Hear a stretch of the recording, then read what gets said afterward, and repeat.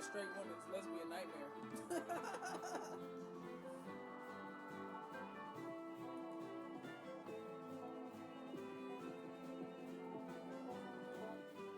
That's her stinker, but you can't convince me, bro. I'm still stuck on, and listen, and I'm not, and no, I'm not gonna get over it. I'm still stuck on the fact. I know I said it yesterday. I don't care. I'm still stuck on the fact that Ling picked out arms, gave it to McCoy, and told McCoy to get at the ring. I mean, to get at the arm, and McCoy just went along with it. Like she ain't had no question.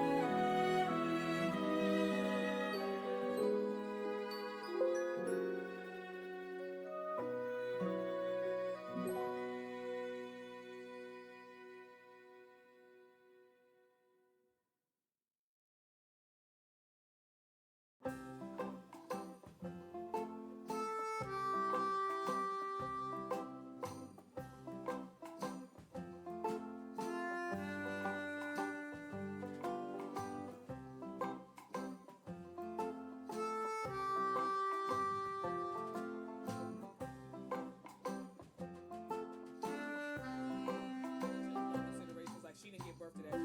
Like she don't know her dietary needs and dietary wants. Like she just deferring to Ling now and let Ling pick out her food.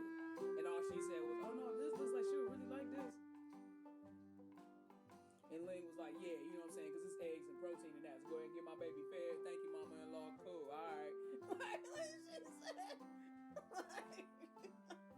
Like what the fuck? Just.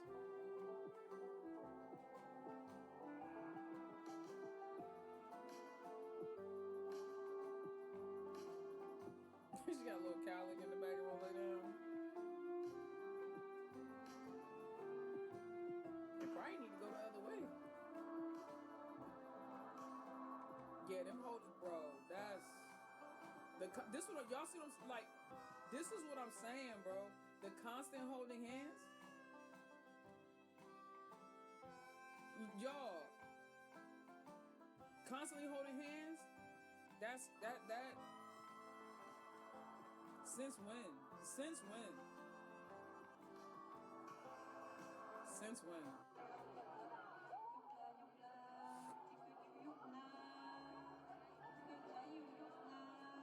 The mouth spray. I'm not gonna listen. Y'all sitting here being surprised about them sharing mouth spray when they be eating each other's food. Right, that's what I'm saying. Like, it's new because they use the same straw and spoon too. That's what I'm saying. Like, I'm not gonna be surprised by a mouth spray when straws, spoons, and literally eating right behind each other and drinking right behind each other. They do that all the time. That's not a. This is what is this? What is this? What is this? Yup. Been sharing and eating and all of this. And I mean, like, that was full on, just full, like,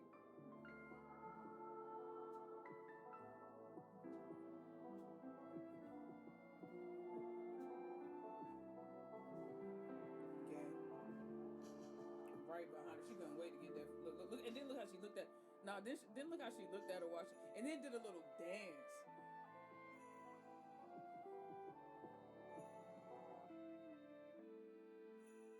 Now I don't know. I don't know because I have to see Ling more with her friends like Junji and Fluke and them. Like I have to see her more with them. But is Ling the type to share her spoon with everybody?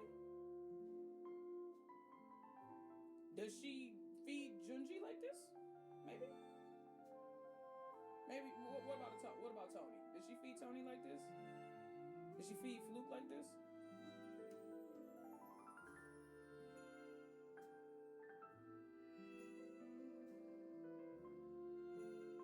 Ling says she doesn't share food to begin with.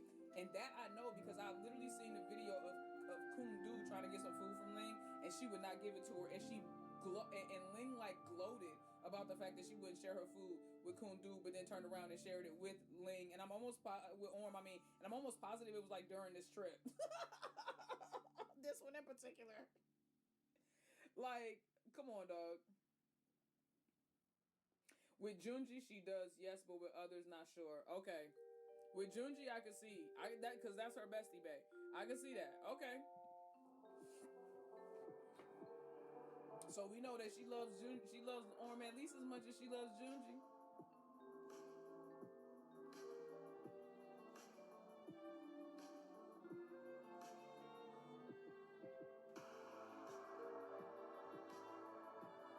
The way she did the little dance to get before she got fed. Listen.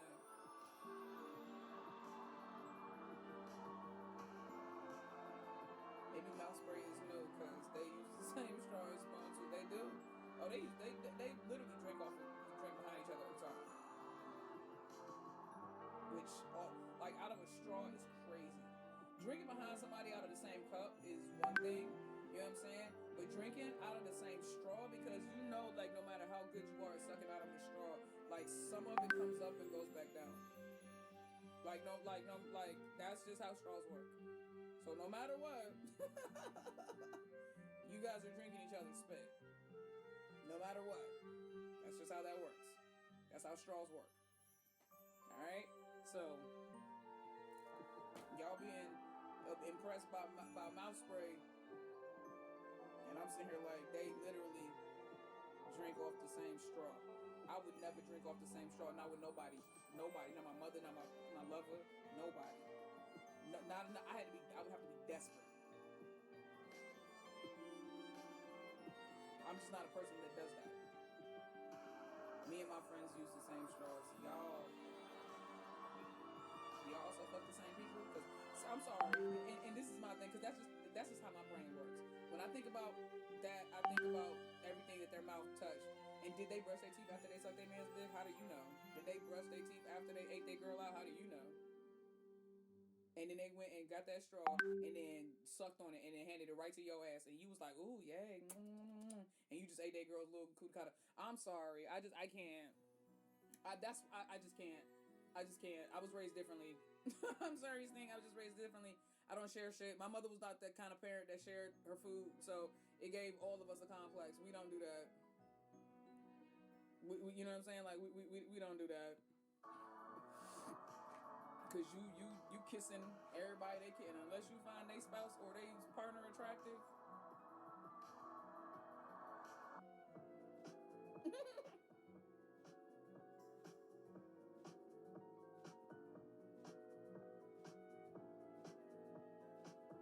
This was very good. An espresso. They up in that joint making it like they a couple. See? What are these folders? What is these, y'all?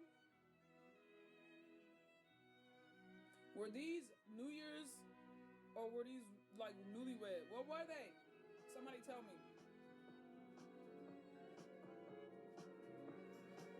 Were those like just the Chinese New Year joint or were those newlywed joints?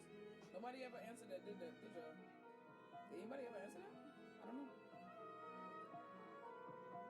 Even in their ads, they scream girlfriends. Yeah, I think so.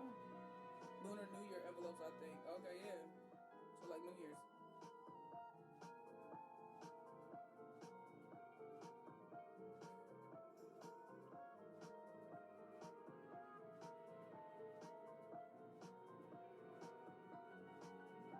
I remember the first time I ever saw Ling and Orm. I was just like, God damn.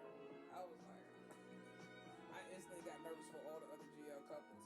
I was like, they fine as hell, bro. So I like when I remember, I dead ass remember the first time I saw Ling and Orm. I was like, who the fuck are they? Oh, I was like, oh, they finna shit on everybody.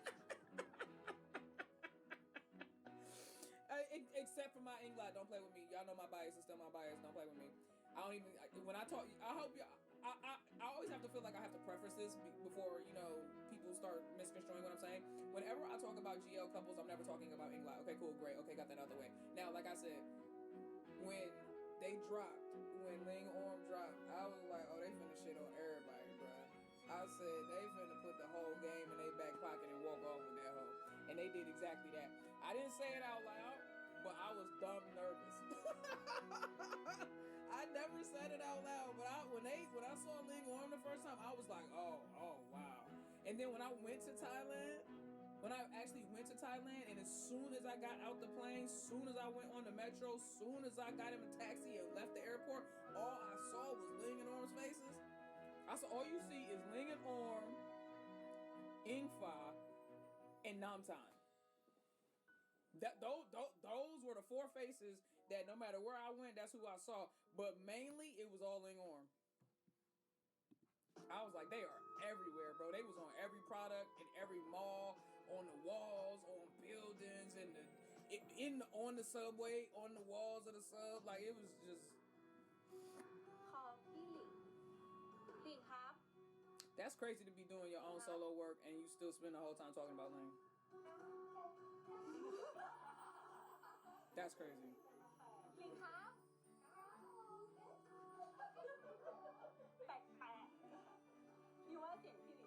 That is crazy.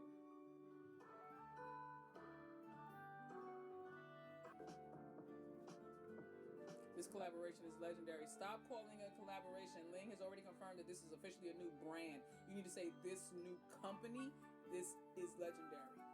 This new company is legendary. This is not, or this new brand is legendary. This is not a momentary thing. This is just like Darlene. This is their new brand. Together, keep the wonder.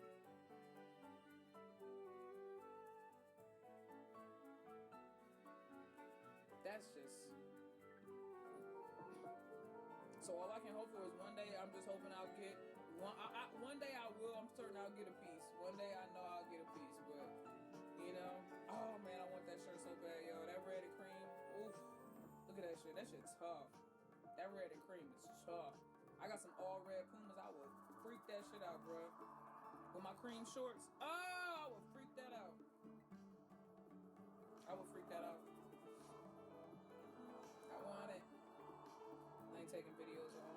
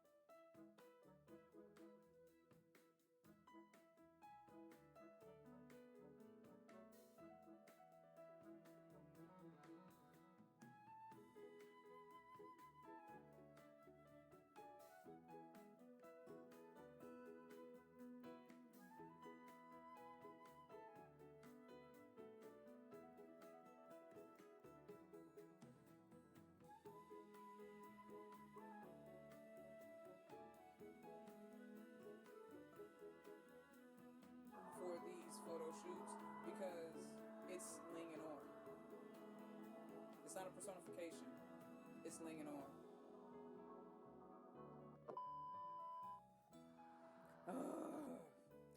Well, y'all, what do y'all feel? What are y'all thoughts right now on before we take this real quick break and then get into our Poisonous Love episode 5? What is your thoughts on Ling Orm and just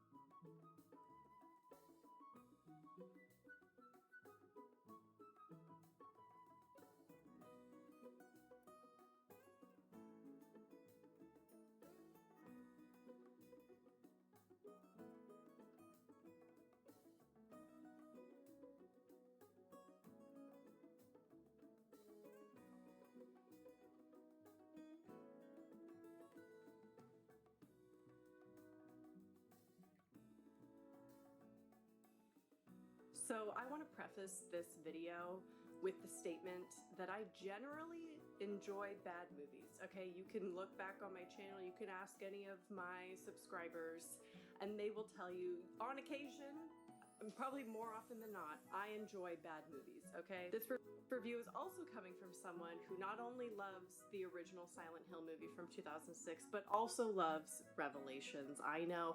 And in fact, the original Silent Hill movie is in my top 30 movies of all time, okay? So again, I like bad movies sometimes, and I can recognize Revelations is not technically a good film. I enjoy it. I like it. It at least had a story that you could follow.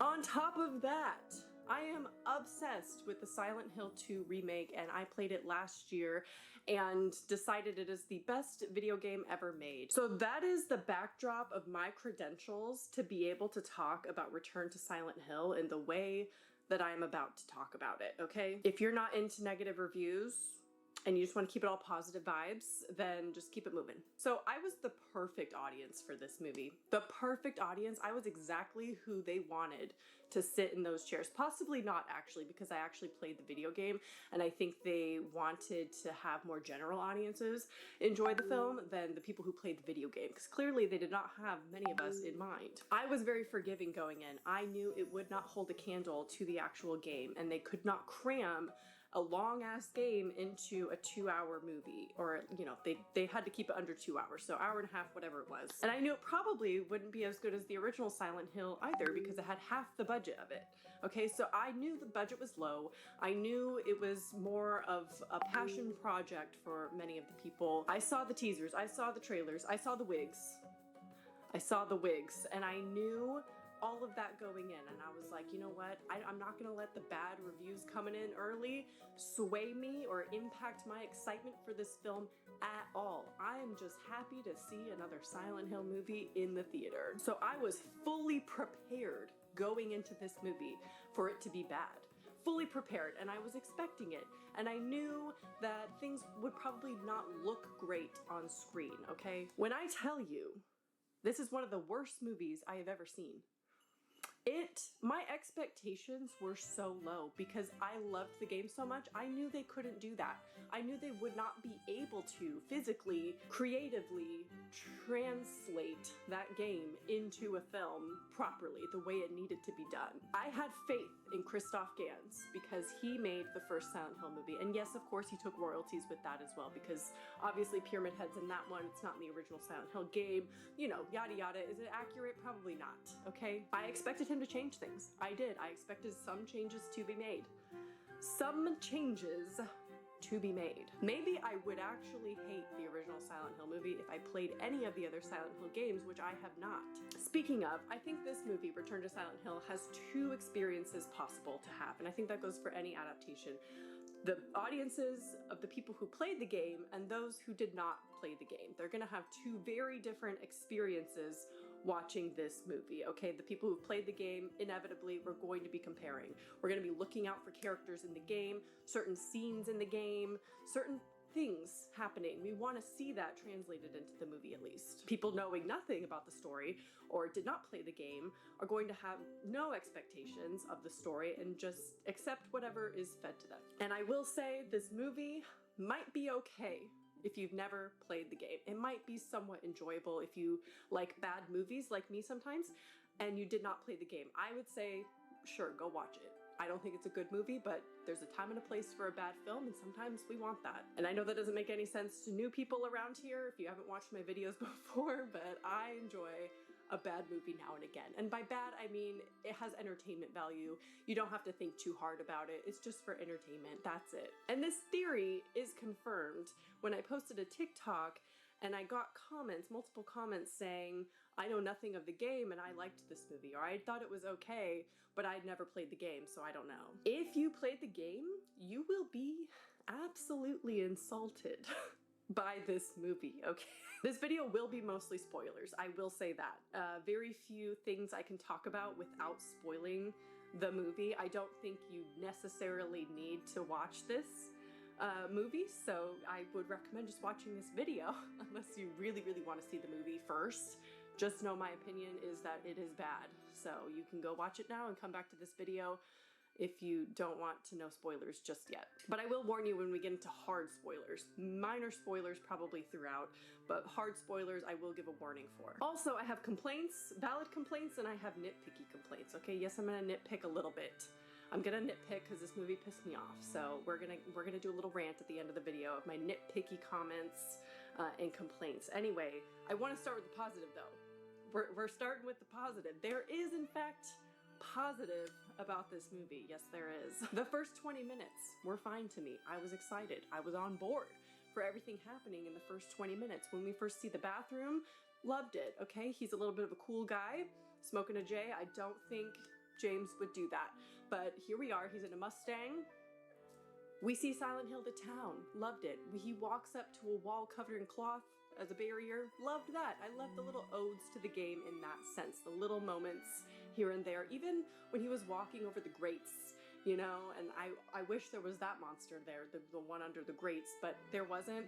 But even just that made me think of the game. The first monster we encounter, loved that. The way he gets his first weapon, appreciated that. The roaches, loved it, okay? So I was on board. All of the introduction to the story, the first monsters we see, beautiful. I actually thought it didn't look too bad, okay? We had the fog going, we had that minimum. Things weren't necessarily game accurate so far, but I was still trucking along. I was like, okay. Also, I enjoyed the 20-year gaps. I feel like the 20-year gaps are really maybe an artistic choice, if I want to say that. The original Silent Hill 2 game came out 20 years ago, and the remake, there's 20 years in between that, and there are 20 years between the original Silent Hill film from 2006 and this movie, so I appreciated that. And that's where the positives end. That's all. I genuinely don't think the first 20 to 30 minutes of this movie is bad at all. I think the setup is okay, not greatly acted, but again, I'm going in with such low expectations that the first 20 to 30 minutes were not offensive to me. I was like, sure, the wigs look horrible, but we can move past that, okay? I don't know why anybody needed a wig, except maybe Maria. Did we need to go to Spirit Halloween to get them? I feel like with $23 million, you could have put a little bit effort into the hair of the movie, okay? Let's get into my valid complaints. Okay, $23 million, I think is a decent chunk. It is half of the budget that they had to make Silent Hill from 2006, but it's a decent chunk. It possibly is a low budget movie for what they were trying to accomplish, but I actually don't even think the low budget was the problem. It was Christoph Gans. Yeah, and the liberties he decided to take on the story of this movie. I think the story doesn't work, and the pacing and the scenes, from scene to scene, there was no flow at all. It was just a poorly made movie in general. I think given what they were able to achieve with this film, it could have been a little bit more loyal to the game. I think it would have been fine. It would have been, you know, if it maintained loyalty to the game and the story of the game, I would have been okay. I would have been okay. No fear or dread. Okay, so Silent Hill 2, scary, horrifying. It's one of the scariest games, I think, out there, which is one of the reasons why it's one of my favorite games out there, because the horror elements in that game are so effective. The different variety of monsters that you see at different times. I didn't feel any of that. I did not feel any of that in this film. There's no fear or dread from each scene where James is like interacting with the monsters. You know, it's not a game, so it's not gonna play out like a game, but I think we could have spent a little bit more time with the monsters, but maybe the budget wasn't there for them to be on screen too much. But I think the lack of combat scenes made it feel like his life was never at risk, and so for me, it just lacked that fear element, because when you see those things in the game, you have to fight them every single time, and that's not realistic necessarily, but they did achieve something like that in the movie from 2006. Eddie, Angela, and Laura. Again, most of this will be in spoilers, but like, where was the depth of character there? What was the point? What was the point of any of those people in the game or in the movie? That was very disappointing to me, because I was so excited. I was more excited to see the side characters and what their story was going to be like in the movie than I was James. Speaking of all these people, the casting was strange. I think James and Mary were fine casting. Eddie was actually a good cast as well, but he literally had the same wig. Why did he have a wig? I saw what that actor looks like without a wig. That would have been fine. I would have preferred that. Why the wig? I don't understand. If Christoph Gans wanted to put a goddamn wig on every single person, I'm surprised Laura didn't have a wig on. Now, Angela, played by the same actor who also played Mary and Maria and some other people, didn't like that. Angela needed her own person. Okay, we needed our own person to play Angela. I get it, she had the makeup on. That's another thing. They made the makeup like way too dramatic for what it was. I know they're like supposed to be in the scary town, but like, can we tone down the scary makeup a little bit? Like, Laura is supposed to just be a girl, just a little girl. And she has like the dark eye bags and like a scary doll, and she's like the scary little girl. That's such a cliche, like we didn't need that. The juxtaposition between seeing Laura in her like cutesy little girl outfit and things to what is around her, that is jarring in the game. She fit right in the movie. That's not supposed to be how it is. I will say the casting for Laura was perfect because it's played by Evie Templeton, who is also the voice actress and mocap actress for Laura in the game. So like, that was fine. Why'd you put the makeup on her? We're just going over the top with all that. We don't need to do that. They look like real people in the game. We don't need to be putting scary makeup on them and bad wigs. That doesn't make any sense. Anyway, I feel like I'm just tiptoeing around the elephants in the room of what this goddamn story was. So let's get into it. We're gonna get into spoilers, hard spoilers for the rest of this video. But I'd be surprised if any of you click off and go watch the movie after hearing everything I've just said. Not that my opinion is the word of God by any means. Go do you. But just know it's not a good film. Okay, spoilers. Here we go. The story change. Why change any of that? Okay, from wife to girlfriend, cancer to cults, and Mary has now asked James to kill her. None of those work at all, because none of those are slightly remotely accurate to the game. The first change we see, that it's actually his girlfriend, I'm sorry. It doesn't have the same impact as wife. I don't care how long you've been together. It doesn't have the same impact. Also, what doesn't have the same impact is Mary begging him to kill her versus in the... Sorry, I'm gonna spoil the game. I should also...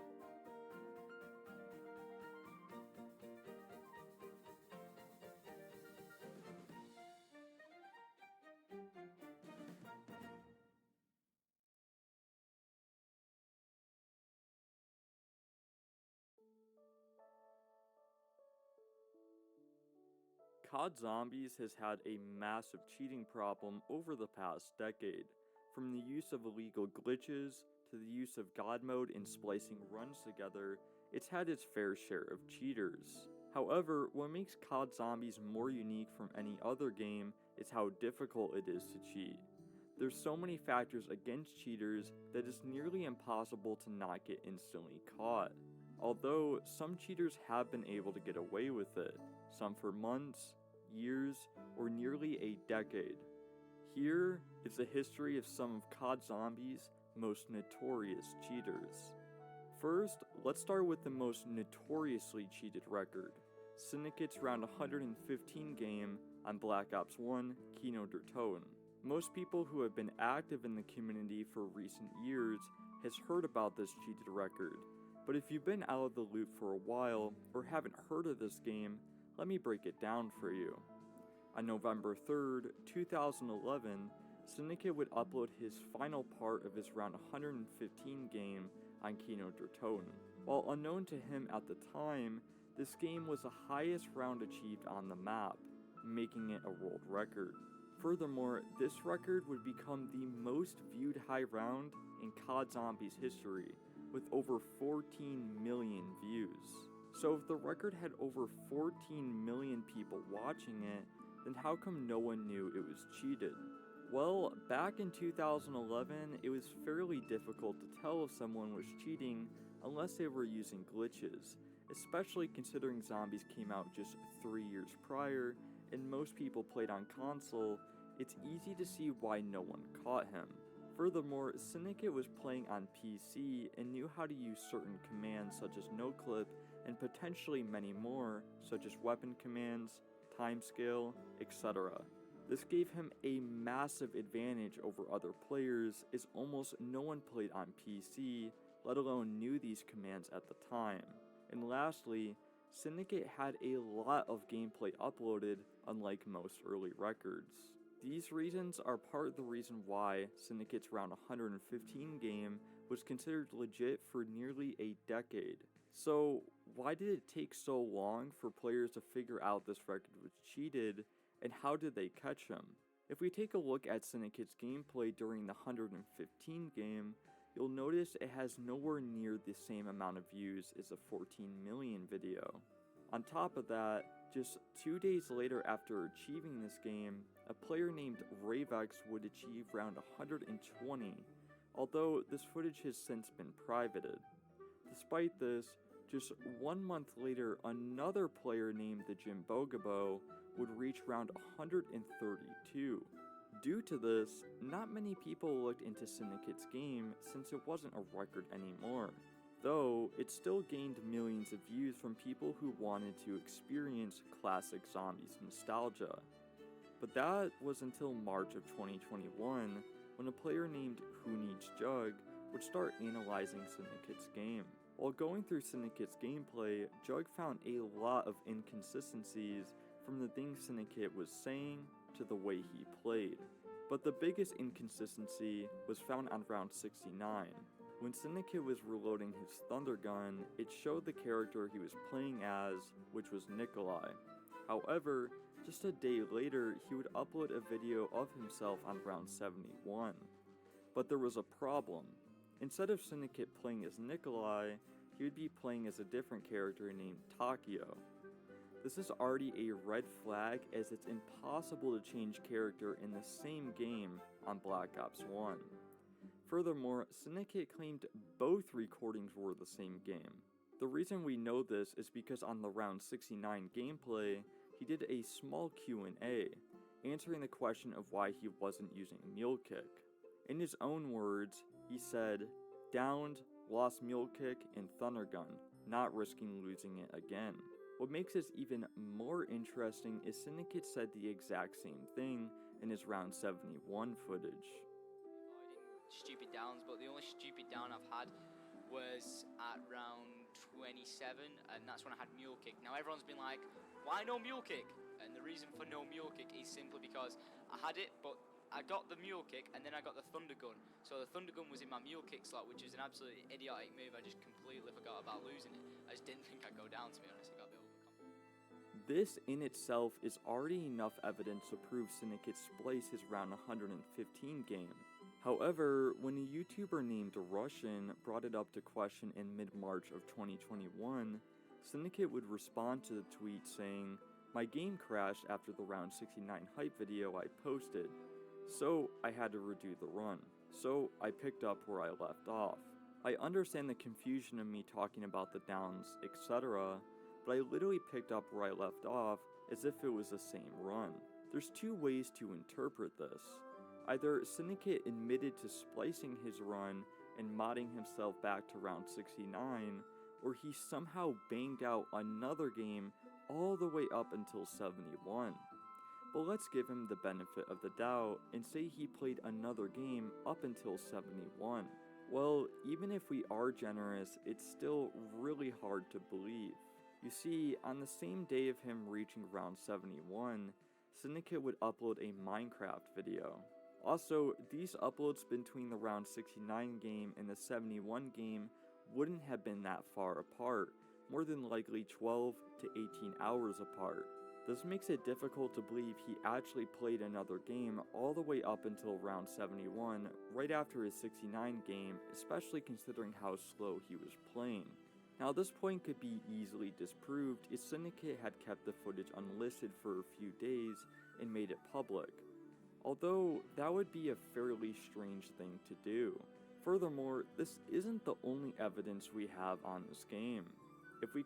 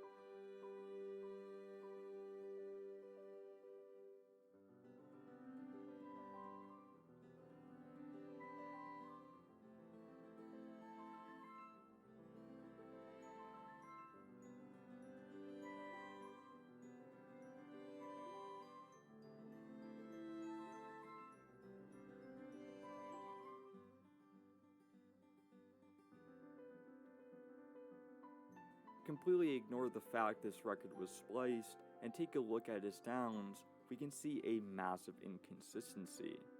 First, he claimed he downed on round 27. Then on round 81, he would take his second down. So, to keep his game going, he would buy Quick Revive again. However, if you buy Quick Revive 3 times, the machine will disappear.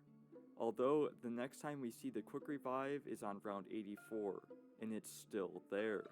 This means Syndicate lied again. The machine should have disappeared, but since the record was spliced, it remained in place. Furthermore, in Syndicate's game, he did not purchase Claymores till round 71, the M14 once till round 76, the PM63 till round 76, as well as the MPL and MP5K till round 76, and the Olympia and Bowie knife up until round 81. Keep in mind, these are all wall weapons and are essential for the early game, so the fact he did not purchase these until late in the game is odd. On top of that, in early October of 2011, Syndicate has footage showing him buying the M14, arguably the most useful wall buy for early rounds. At this point, there's too many inconsistencies with the things Syndicate said and did during his game. So, I think it's safe to say this record was cheated. Surprisingly, this wasn't the only time a popular zombies YouTuber cheated a record. In early 2011, a YouTuber named Mr. Dalek JD would reach round 74 on 5, which would have been the world record at the time. Although, 6 years later, a player by the name of Carandle would upload a video on November 4th, 2017, exposing Mr. Dalek's game. The way he exposed Dalek is by looking at his points. On round 74, Dalek has a whopping 8,253,000 points. But when he downed, the game over screen showed he got 8,388,000 points throughout the entire game. This means Dalek spent roughly 135,000 points, which is astonishing low for the amount of points he had.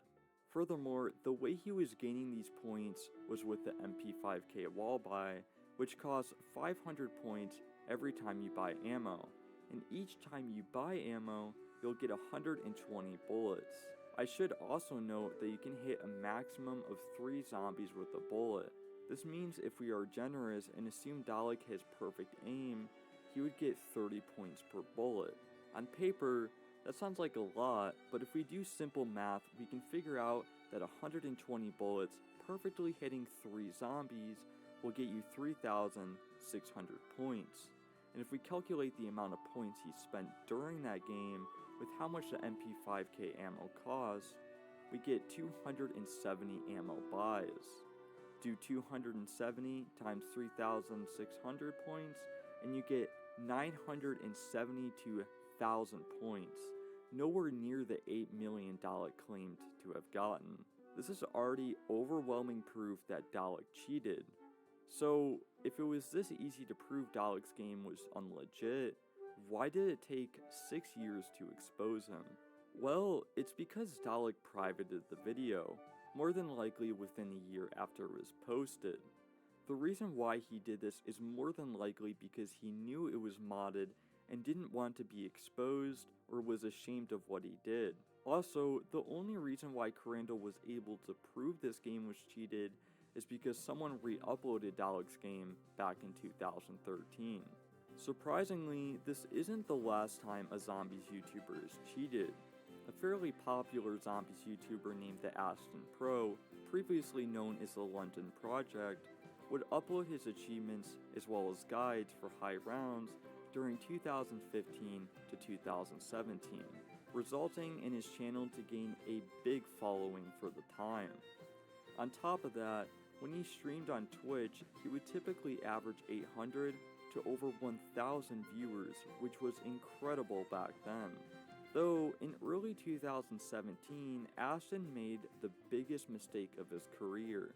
He would start streaming himself on round 215 on the Black Ops 3 map Zetsubo no Shima, but when he was going down an elevator on the map, he would start randomly knifing. Just 5 seconds later, a mod menu showed up on the screen. Shortly after, he would pause the game and end the stream. This shocked his community and the high round community too, The fact one of the most popular high rounder YouTubers was caught cheating surprised many. Ashton would eventually make a response video on March 8th of 2017. The response is somewhat long, so I'll explain it as simple as possible. Ashton said Treyarch came out with an update for Black Ops 3, and said when you played local offline, your game would crash and you'd get a connection interrupted. Also, it wasn't just happening to him. Another famous player named IL Steve IL would get a connection interrupted on Drak on round 156. He then said there wasn't a point in playing zombies if you're constantly getting a connection error late into the game, so he decided to try and play some custom zombies for a bit in the Steam workshop. Then, he went to the mod section and found a mod tool, eventually installing it. The reason why is because he wanted to start from round 189 and play all the way up till 220 and see if he got a connection error. He then said he got to round 215 and didn't want to stream it, but still decided to do so anyway. This doesn't make a whole lot of sense because if you didn't want to stream it, then why did you do so anyway? Furthermore, once the mod menu popped up, he quickly ended the stream, which also makes no sense. If he was trying to see if he got a connection interrupted, wouldn't he have put in the title that the game was modded, or at least tried to explain himself after the mod menu showed up? If anything, it seems like he tried to start the stream on round 215 to get views and also try and prove he was a good high rounder. But after the mod menu showed up, he quickly tried to cover up any evidence by shutting off the stream.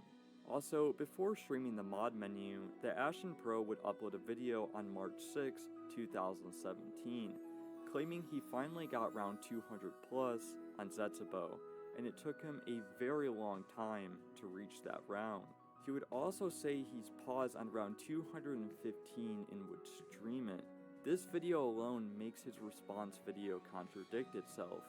He tried deceiving his fans, saying this game was legit, but obviously it wasn't. Based on this evidence alone, I can confidently say that Ashton Pro cheated this game. But this brings in a new question. If he cheated the Zetsubo game, what about his other games such as his round 203 on the Giant? Nobody knows for sure if those games are cheated, but it wouldn't surprise me if they are. At this point in the video, we've seen zombie YouTubers cheat records, but what about players that mostly only the competitive side of the community has heard of? Well, what if I told you not one, but two owners of the world record website for COD Zombies cheated their records? First, let's talk about the most notorious and previous owner named Sithbass. In 2014, he was caught cheating multiple high rounds. However, the staff of Zombie Records, the website Sithbass owned, defended him, saying his games were not cheated. They would also spread misinformation, and one staff member named Firefly would go as far as messaging you and defame your character if you claim Sithbass cheated.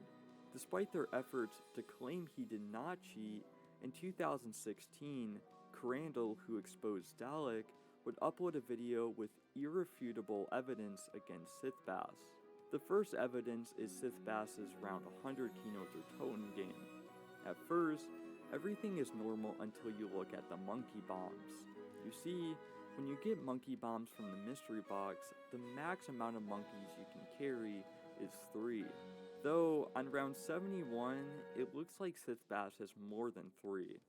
In fact, it almost looks like he has unlimited monkeys, which is not possible. So how was he able to get so many monkey bombs? Well, it has to do with unlimited ammo, which is obviously not allowed for record attempts. This right here is 100% proof this game was unlegit, although there's still more evidence. On round 51, the mystery box was on the stage. However, when you hit it enough times, it'll eventually move. Still, on round 71, the box was on the stage. This could be a coincidence until you realize on round 89, in which Sithbass shows his only trade out, the mystery box is still on the stage. Furthermore, Sithbass was using God mode, which makes it impossible for you to die. We know this because while trading on the stage, he did not get hit by the zombie despite it making a swinging animation and also being right next to him. Furthermore, he would activate the electric trap in the dressing room, although he doesn't show this. The reason we know this is because before he cuts away from the trade, he has 450,000 points, but once it cuts away, it says he has 449,000 points. Keep in mind, each trap costs 1,000 points to activate it. On top of that, if he tried running through the trap, he would not have taken damage because of God mode. The way to detect this is via a red hit marker that'll show on the screen. So instead, he would run to the trap near the spawn room and activate it so we can show the round transition and also not show him running through the electric trap. Lastly, on round 100, he would throw a monkey bomb so he can buy quick revive. The only issue with this is when he threw the monkey bomb, he still had 3 monkeys left, which is even more proof that he used unlimited ammo. Also, this wasn't the only record he cheated. He would eventually fake a round 100 on Shangri-La, and also a round 100 on 5 back in February of 2012. This would make it the first ever round 100 on Black Ops 1, and also the first reset. The issue with this is he didn't reset. While on round 101, his game would randomly go black and start glitching, eventually leading him to go back to round 1. The issue with this is it did not show the 5 cutscene before you start on round 101. This is good evidence to prove it was cheated, but the nail in the coffin comes from the zombie corpses. If you look closely in the video, you can see the zombie corpses around the table. This is suspicious as there's only 2 ways this could have occurred. He could have let the zombies stay on the map long enough for them to despawn, which would explain the corpses, or he did the infamous 5 table glitch, which allowed him to reach round 101. Furthermore, this glitch was patched in later versions, though after his quote-unquote reset, he would open the PS3 home screen and it showed him playing offline. This is again very good evidence to prove he played on an older version of Black Ops 1 to do this glitch. So this begs the question, now that we know Sith Bash cheated, who was the other owner of Zombie Records that cheated? This owner was named Wings of Oblivion. However, before becoming an owner of the website in 2018, he was exposed for cheating multiple games back in 2013 to 2014. 2 of these games would be his 378 kills on No Man's Land and his round 218 on Kino der Toten, which would have been the world record at the time. On September 9th, 2014, Insane Operative would upload a video exposing Wings. In the video, Operative claims Wings has demigod mode. Basically, you can still take hits from zombies, although it is much more difficult to down. This makes it difficult to tell if someone is cheating, although there is a drawback with using demigod mode. You see, while on round 153, Wings would take his first down. At first, everything looks normal until you can see the horde of zombies staying where he downed. On a normal game, this does not happen. Instead, the zombies will walk into corners or different parts of the map while you're downed. This right here is 100% proof his 218 game was cheated. Furthermore, Wings would achieve round 127 on Shangri-La, which would have been the console world record, although this too used demigod mode. This begs the question of how Wings was able to become the owner of Zombie Records after multiple record-breaking games were exposed. Well, a lot of it has to do with money and the state of Zombie Records, more commonly referred as Zombie World Records.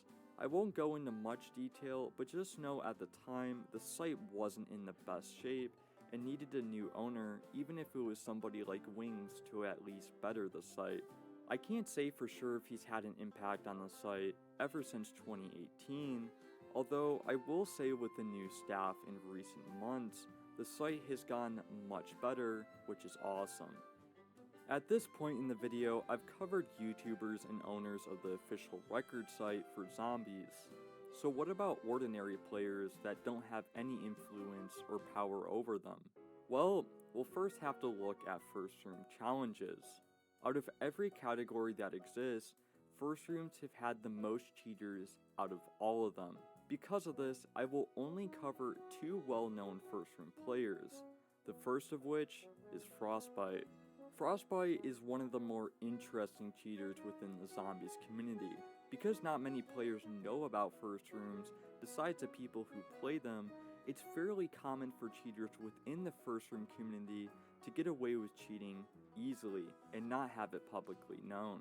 This happened to Frost multiple times, most notably when his friend Lane Vader exposed him on the live stream.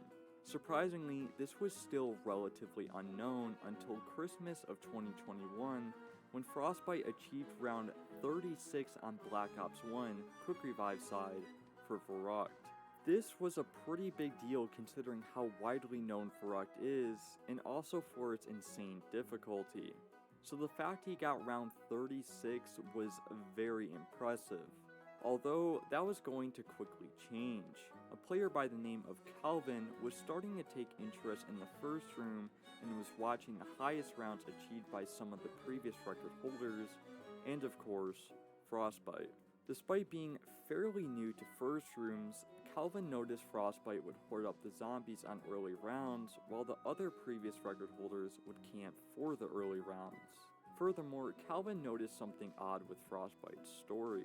Unlike the other record holders who grinded the first room for years, Frost was somehow able to get it fairly quickly. What makes it even more odd is he rarely had gameplay of his personal best on the other first rooms. That's when Calvin started investigating his game. First, he looked at the top 4 best games and noticed how many times they would survive a hit from a zombie until they took 2 hits and downed. If you look at the spreadsheet for Blackett's 35, Swato's 35, and Flow's 33, you can see a consistent pattern of hits survived before going down. Although, if you look at Frostbite's game, you can see a massive gap between the 3rd down and the 4th and final down. In fact, it was so big, he took 85 more hits than Blackett, 72 more hits than Swato, and 74 more hits than Flow, which is very suspicious. Because of the massive hit difference between the 3rd and 4th down, many players wondered if Frostbite used God mode. Though, if you're not new to zombies, you more than likely know if you do use God mode, it'll show up at the top left of the screen. So, how could players not tell, even with statistics? Well, there is a way to make certain commands such as God mode not appear at the top left. The way you do this is by using no print. Essentially, you can use whatever command you want, and it will never show up at the top left. This makes it extraordinarily more difficult for a person to tell if someone is cheating without the use of math and other pieces of evidence. Despite this, theoretically speaking, it was possible for Frost to survive 70 more hits than the other record holders until his final down. So, while people had their suspicions, there was no way for them to confirm it was cheated unless they had a confession.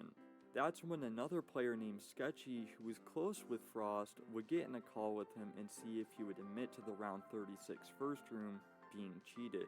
That's when 2 minutes and 10 seconds into the recording, Frost says this.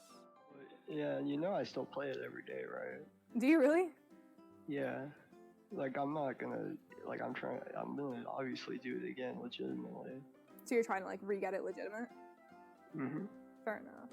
Yup, he literally confessed his game was cheated.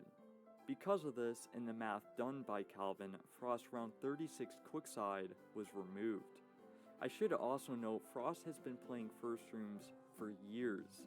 Due to this, it's highly likely he cheated most, if not all, of his personal best, and would also explain why he rarely had any gameplay, especially full gameplay, for his first rooms.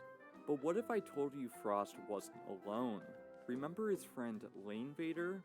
Well, he too had been playing first rooms for years, and had been accused of cheating them on many occasions.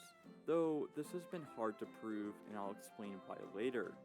First, we need to take a look at a game he played back in March of 2015, which was 100% confirmed to be cheated. So, what was this record? It was a World at War Varrock high round, achieving round 302, making it a world record. However, it wasn't. In the same video, Crandall uploaded on Sithbass, who'd also exposed Lane Vader for blatantly using God mode. The reason we know this is because when Lane runs through an electric trap on round 250, he does not get a red hit indicator. This is 100% confirmed he's using God mode because when you don't use God mode, he'll get a hit indicator as seen here. Furthermore, what makes Lane even more suspicious is the fact he copyright strike Crandall's video shortly after it was uploaded. This caused the video to be down for over 30 hours. Furthermore, the separate video he made on Lane is no longer available. This too was more than likely copyright claimed by Lane Vader. So, if he cheated a world record and also copyright claimed a video about him, what other records has he cheated? While not confirmed cheated, we can look at his Nuketown and Round 40 Bus Depot first room records. First, let's take a look at his Nuketown game. When he starts a game, everything looks normal until you realize it doesn't say Lane Vader connected on the bottom left. This is suspicious because when you start a game on Black Ops 2, it'll say your username connected. As an example, if we look at Tech's Round 58 Nuketown game, which is a world record, you can see Unknown Soldier 0 connected. This is evidence that Lane Vader could have used no print, similar to what Frostbite did during his 36 game. Despite Lane's game not being confirmed cheated, the fact this didn't show up is very suspicious. So if it's not confirmed cheated, what about his Bus Depot game? Well, this one is even more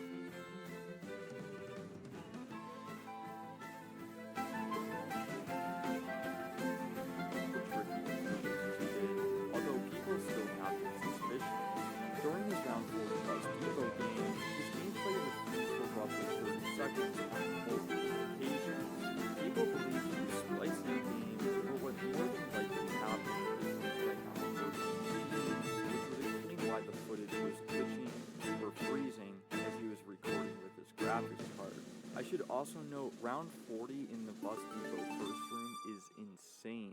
I say this because of how difficult the first room is. There's no quick revive, so you have to play flawless, and the room is extremely tiny and heavily RNG based. This means it can take years for someone to even get a round 30 in the first room. What makes it even more odd is the record holder, Tonestone, would call out Lane for cheating a round 40 first room on Black Ops 1 Shinonuma. Well, after calling him out, Lane would somehow beat Tonestone's record on Bus Depot by over 4 rounds. Same with the Transit first room record within literally days apart. If you ask me, that's pretty suspicious considering how long you'd have to grind to achieve those rounds in the first room. Surprisingly, Zombie World Records banned him, so any future records he claims to have will not be counted. Also, if it's true these first rooms were cheated, that would mean he's been deceiving players and casuals for years. Hell, in 2017, a popular zombies YouTuber by the name of Mr. T Lexify would react to his zombie escapes. And also in 2019, The Relaxing End, arguably the most known zombies player of all time, would send him a birthday gift. Yikes. Keep in mind, this is just the start of players deceiving the community. In 2017, a fairly known high rounder named Rock Ron would achieve around 250 129 on Kino der Ton, making this a world record. The problem with this is Roxrong didn't achieve this. In fact, he wasn't even the one playing the game. Before starting up the 229 game, there was a tournament for Kino der Ton, and whoever got the highest round or the world record would win the most money.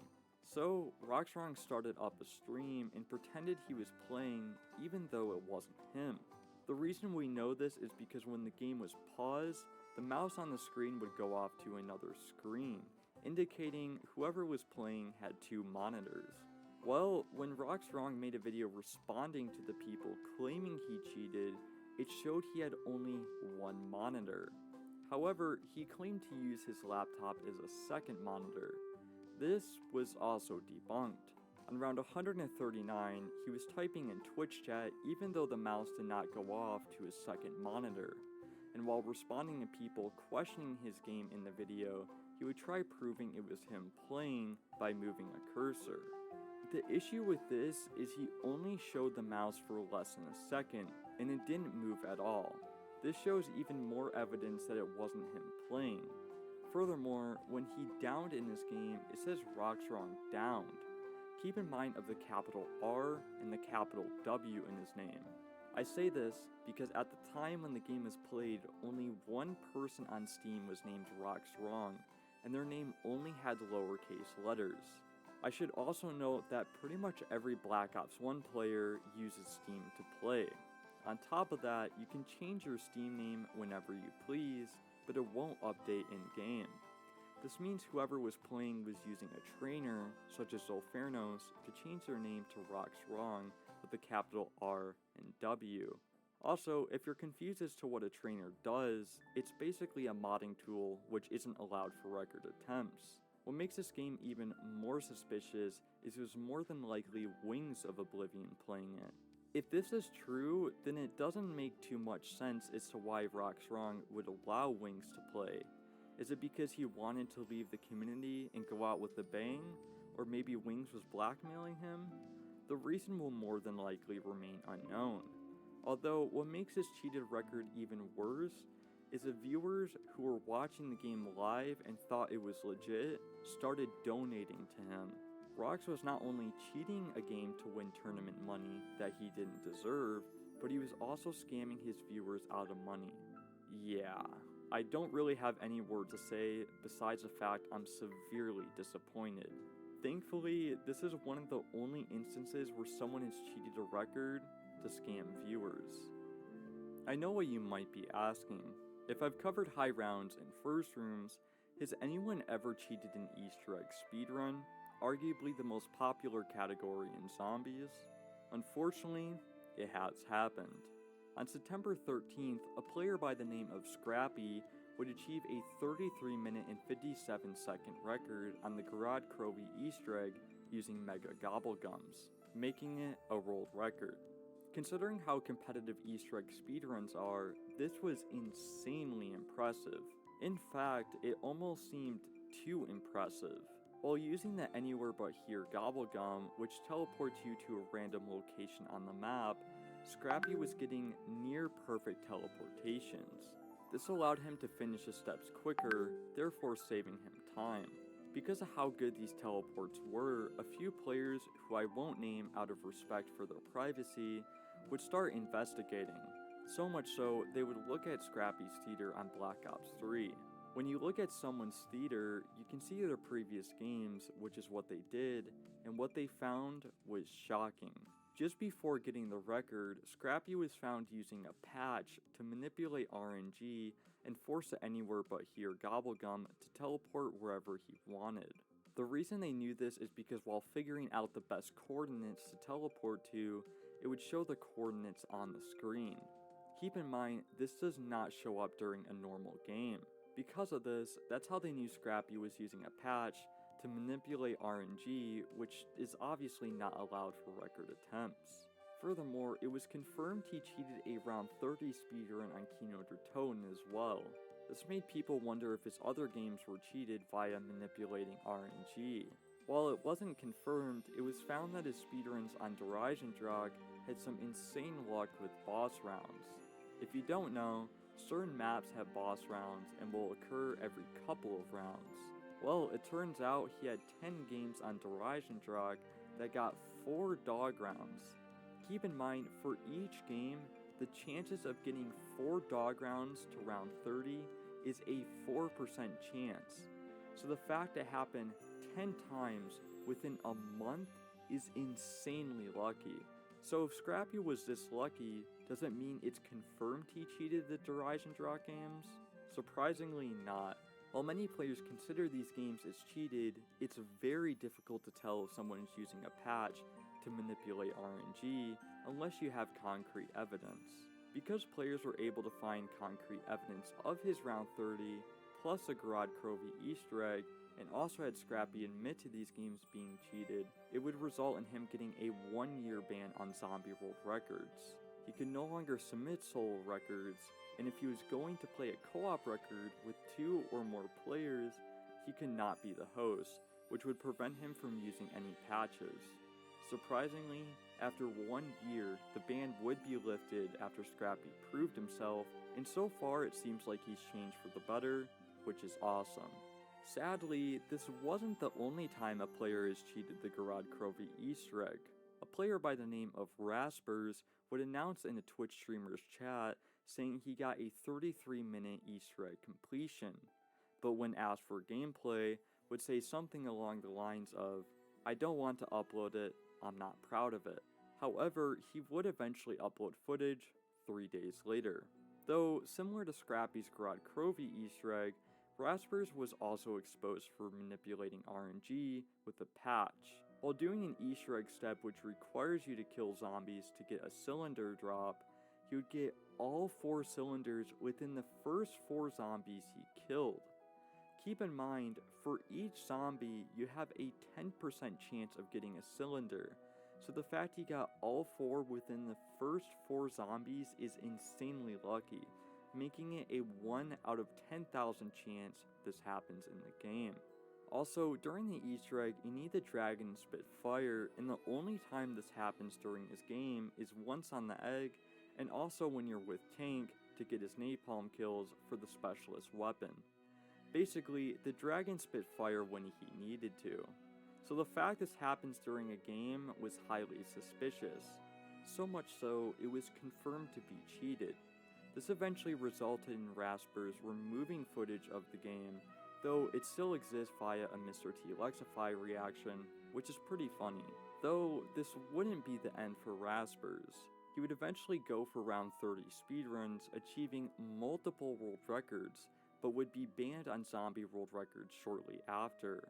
What makes this interesting is he was accused of using wall hacks and also patching another Easter egg, though this was never confirmed. I should also note he has streamed some of these speedruns live. Despite this, the suspicion against these records was enough for him to get banned for allegedly using wall hacks. Though another thing I should note is Raspers isn't exactly the most liked person in the community. I won't go into detail of some of the stuff he said because it's against YouTube's terms of service, but you can see why players don't like him.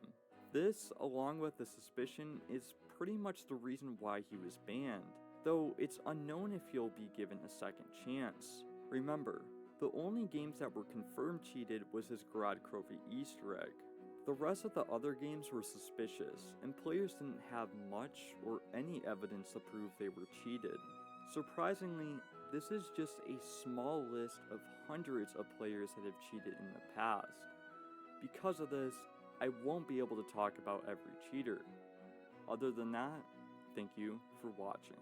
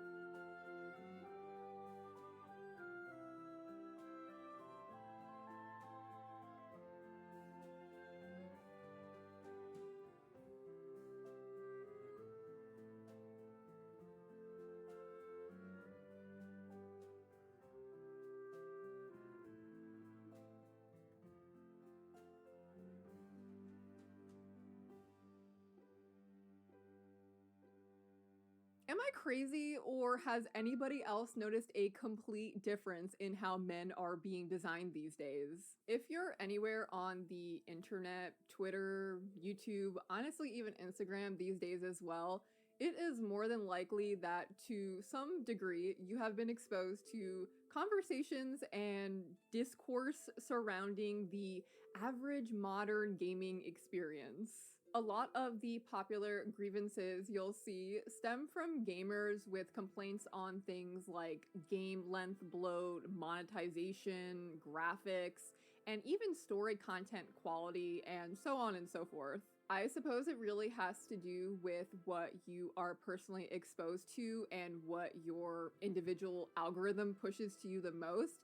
But I'm just going to take a shot in the dark here and make the claim that the most prevalent and also the most controversial topic of conversation inside of these complaints typically has to do with female characters in games. This conversation has sparked a lot of debate and arguing and heated moments between players and non-players alike, discussing whether or not this change in design direction is a concern, or even if it's actually real at all in the first place. This, of course, has led to a lot of gamers pulling out and standing up on their own soapboxes, discussing what changes they perceive from female characters in the past compared to female characters of present games. But we're not getting into that today. That is not what today's video is about at all. This video is about something that I think rarely gets talked about: men. People love to talk about women, so all we've really been hearing about is the girls, but like, am I the only one seeing this? As someone who cares a lot about design and fashion in games, probably too much admittedly, I'm here to argue that there has been a change and it's not just affecting the women. In general, we just all know that people tend to gravitate more towards discussing women in conversations about fashion and beauty and aesthetics. It is more just the default to talk about women. We've historically been both scrutinized and praised just on our looks alone, and visual impact just objectively matters more for women than men. This is just the way of the world and has been for hundreds of years. They say that opportunity comes to those who work hard, but it also comes to those who look good. And I guess if you are working hard and looking good at the same time, it's the best of both worlds. And this is the exact successful formula that makes a cool video game character. You have somebody who is super competent and cool and does their job, and then they look really cool doing it. That's what makes so many characters awesome. But let's not lie, looks are also important for men as well. Like, let's be honest, Tom Cruise would not be as relevant or as important if his face and body didn't look like that. I talk about a lot of different games and different fashion styles on the channel, but if you've been here before, you know that my main interest is usually in discussing JRPGs, and that is no mere coincidence. Do you see a difference between any of these men? Now, how about these guys?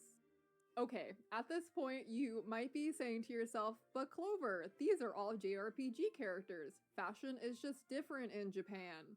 Okay, so how about these guys instead? I want to specifically take a look at James from Silent Hill 2 Remake and the original James. Remake James doesn't look ugly by any means. He looks like a super typical normal dude. But there are a couple swaps and changes that they made in his updated remake model that highlight these kind of cultural changes that I'm talking about today.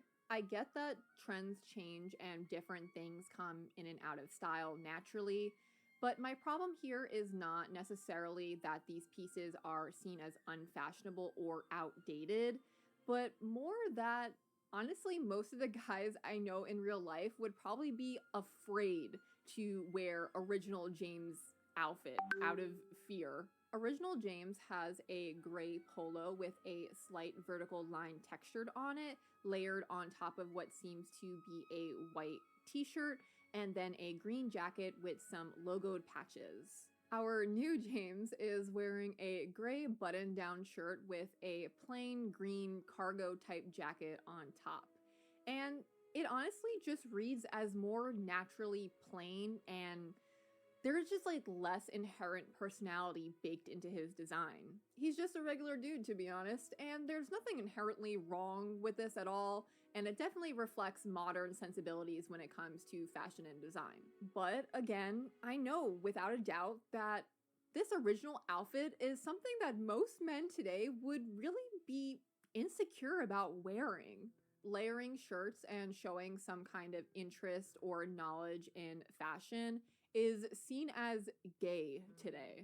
If we're gonna be honest, I know that most heterosexual men are afraid of being labeled as gay for something that they're doing, whether that's how they act or sharing their emotions or through how they dress. And I know that most guys would be afraid to layer clothing and show some kind of fashion knowledge or sensibility in fear of being labeled gay. I wasn't participating in the fashion scene at the time of Silent Hill 2's original release, so I guess I just wouldn't know for sure. But, you know, through analyzing media from the time and photographs of real people, not just celebrities, and talking to people who participated in fashion culture at that time, which I guess is basically anybody because everybody wears clothes, you can kind of deduce that layering shirts and showing some kind of fashion sensibility was not as feared as it is today. While men's high fashion evolved into more feminine and boundary breaking designs, the everyday man's wardrobe seemed to be devolving rapidly. If we take a look at a different James from 2007's BioShock, we see a completely different kind of male design. James here is wearing a Aran sweater, which is a kind of Irish fisherman's sweater crafted by Irish women for local fishermen from their local cream-colored lanolin-rich wool, which would keep the men warm from the harsh wind and weather conditions of being out on the ocean. These sweaters were really popular in the 50s and 60s, which aligns perfectly with BioShock's in-game timeline. And then they never really fell out of style. They continued to be, pretty cool with general populations. But then they saw a pretty big resurgence in the 90s when they were featured in movies like Harry Met Sally, and then in the early to mid 2000s in shows like Gilmore Girls.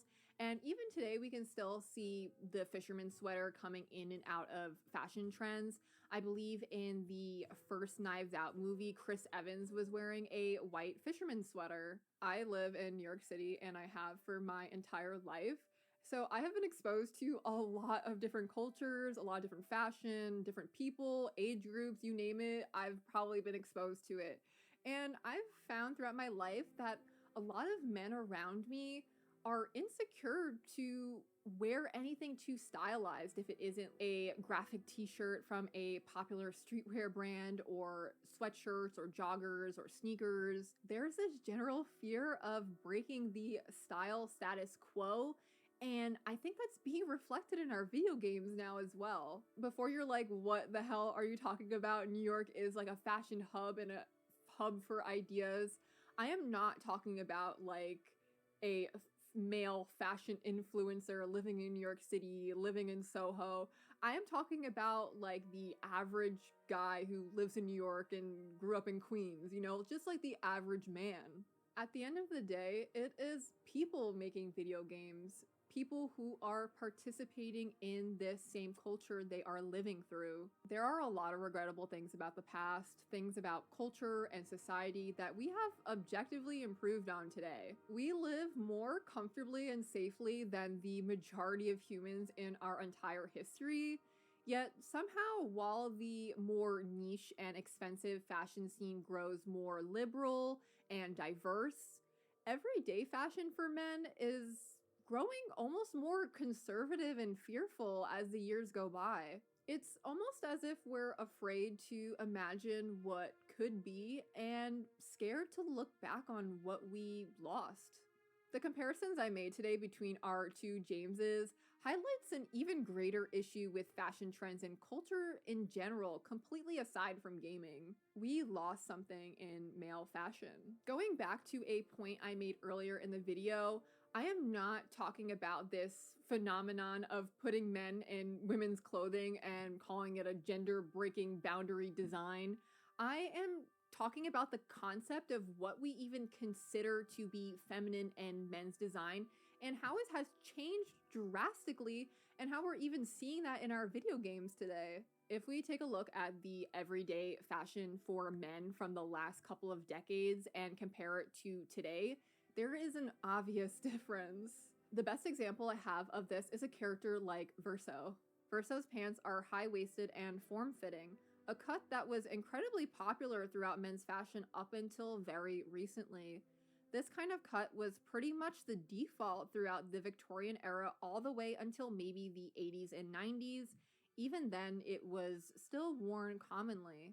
His clothing is all tailored perfectly to his body shape, and it's not too tight that you would be afraid of getting Dominican allegations, but also not too loose that you're walking around looking like Billie Eilish in her baggy clothing era. I want to mention that high-waisted pants actually make more sense for men biologically, compared to women who have their center of gravity more in their pelvis and their hip area.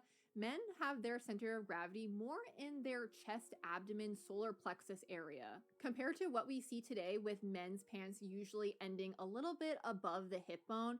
It makes a lot more sense mechanically for their waistline to actually be at their biological waist. Because this is the center of their gravity, this is naturally where they are hinging and all of their movement is based around. The developers and designers at Sandfall were not afraid to put Verso in something fitted, high-waisted, and sleek. Something that follows male design philosophy of the past. A philosophy that many men today would feel gay or insecure in by today's standards and sensibilities. Nothing about being fashionable is gay. And for some reason, we have all been convinced that we should be afraid of fashion. Male fashion no longer complements the male body. Instead, men are hiding and they are afraid to wear things that accentuate their bodies in fear of saying something negative. Our modern society loves to proclaim and celebrate moving into a more liberal and free era. But when I take a look at men's fashion these days and compare it to that of the past, I am not seeing that whatsoever. I'm not saying that any of these male characters today look especially bad or anything, and I acknowledge that fashion trends just have changed. But I would like to pull out my own soapbox today and argue that this change is for the worse. And partially due to this cultural change, game studios are just not getting it right anymore. We've lost the plot. I want to take a look at the designs for Metaphor ReFantasio's Will and Fantasian Neo Dimensions Leo.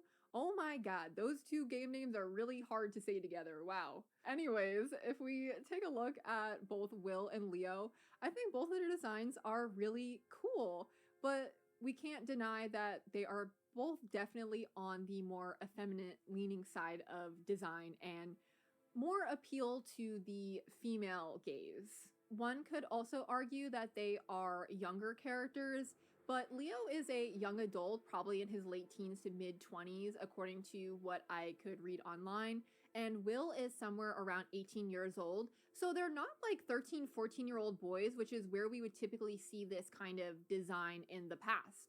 It really almost feels like we've lost the ability to make male characters that incorporate designs that we would call more feminine, like sleek fitted silhouettes, embellishments, or glamorous accessorizing without making the character too obviously feminine leaning. There is a real fear of making a male character that could possibly be perceived as gay by society's currently extremely harsh and critical views on men's fashion.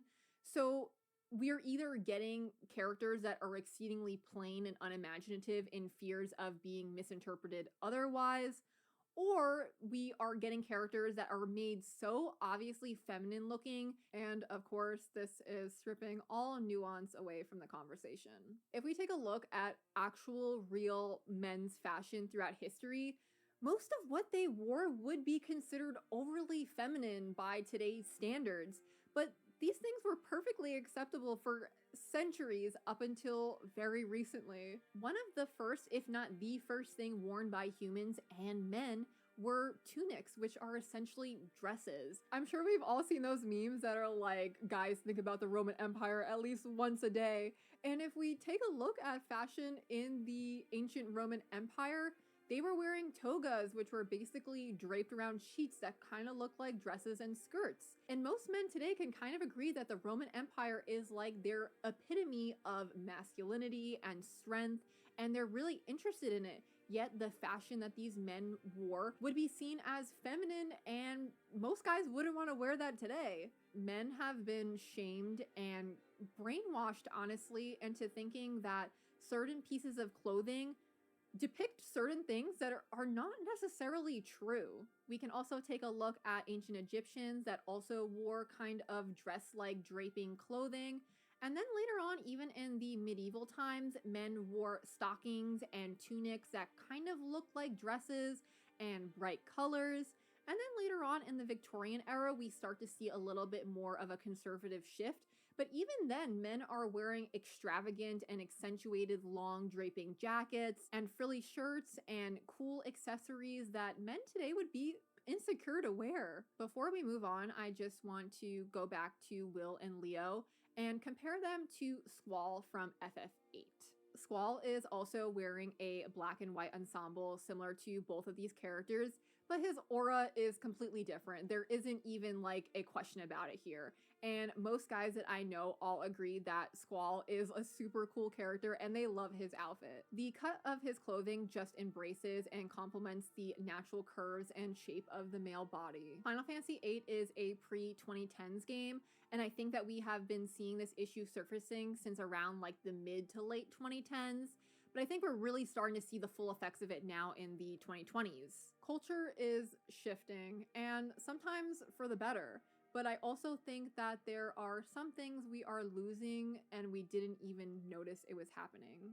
I saw this conversation on Reddit in the Metaphor sub where somebody made a post commenting on Will's more feminine appearance and just having a conversation about why he looks this way and if there's any story implications, or just mentioning it in general. And there was somebody in the comments basically condemning him for even questioning or asking about his appearance and insinuating that there was something wrong with OP for even thinking about this in the first place.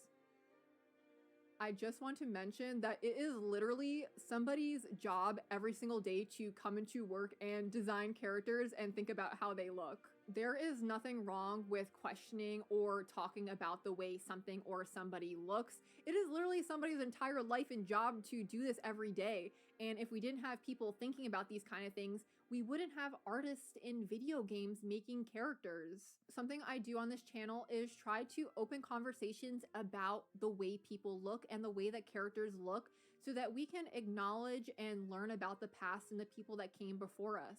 Not talking about these kind of things is basically allowing human history to just quietly die off.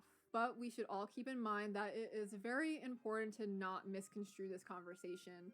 There is definitely a place for more feminine and more masculine leaning characters in video games, but we seem to be struggling on mixing these two in fears of creating something that could be misinterpreted. There's never going to be a time where it is not important to think and talk about what our society is creating and consuming. Before we close out today, I want to say a big thank you to my channel members and my Patreon supporters. We talk a whole bunch more about fashion and history on Patreon, and it's a great way to support the channel if you want to check it out. A special thank you to my Fashion Born tier members Vilevale, Hurlchin, and Deglor for the extra support and love. As always, let me know your thoughts on this situation in the comments, and I'll see you guys next time.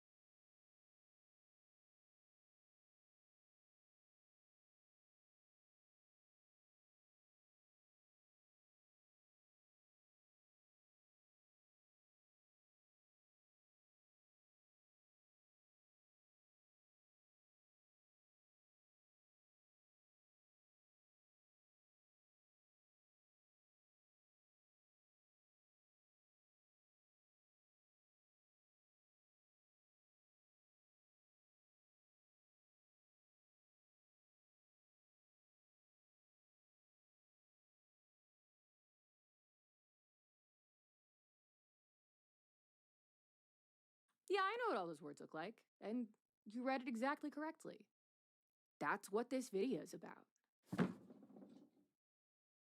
Hello, my name is Haley Whipjack. You can call me Haley, you can call me Whipjack, you can call me whatever you'd like, as long as you're real about it. And this is not my usual bag. This is so far from my usual, but I couldn't experience this alone. I just couldn't. Do you have any idea how disheartening it is to get a sense of deja vu when you're scrolling through the world's most harmful app, TikTok, and you see an AI video of a pregnant bug boy arguing with his butterfly lady baby daddy? Do you understand what it's like to push through the initial confusion to reach familiarity as a dawning horror? An existential disappointment in oneself? So this is what I saw. I'm just letting you change. Relax.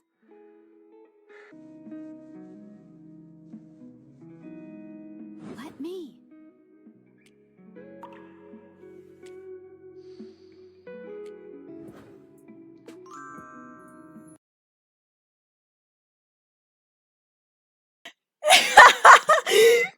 What the fuck, West? Oh my fucking god, what? Okay. Let him cook, let him cook, let him cook. Oh my god. How many months is the baby? Do the math yourself. Count back from our one-night stand.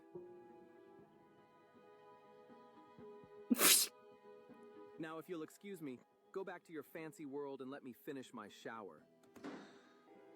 Samantha, my daughter, where are you? I told you. Bug boy? Oh my Butterfly god. baby daddy. Obviously, there's more to dissect than this, but I am sorry for that little bit of TikTok UI down there at the bottom. I'm unable to download these videos through the app because they turned that setting off. The AI video makers turned off downloads almost like they didn't want anyone to steal their art. And you also can't just screen record it because they're listed as a series, and if you try to do that, it comes up with a little screen that goes, oh, you can't do that, that's not allowed. So I had to really circumvent to show you this because, again, I could not experience it alone. Anyway, the deja vu of it all. Already seen. Here's what this video made me remember, something I had seen only hours before. Relax. Let me. How many months is the baby? Do the math yourself. Count back from our one-night stand. My daughter, where are you? Yeah, it's exactly the same. The characters' names are even the same. Our leading lady is Samantha Blackwood, and the boy is Smith Watson in both universes. She's some kind of high-powered CEO. I believe she owns a chain of hotels, and it's made her one of the richest women in the world, and he's a maid at the hotel. He's beneath her, but he's pregnant with her child. And then I see another one. Another version. How many months is the baby? Do the math yourself. Count back from our one-night stand. That's exactly the face that I make when a man accuses me of fathering his unborn child. Me too, same. But don't worry. In this one, her name is not Samantha. That would be weird. It's much worse. Nefertiti? Nefertiti? It's Nefertiti. Blackwood still, though. Good. I was hoping. The man's name is also not Smith Watson. Okay, that's not very ancient Egyptian. It's Salim Watson.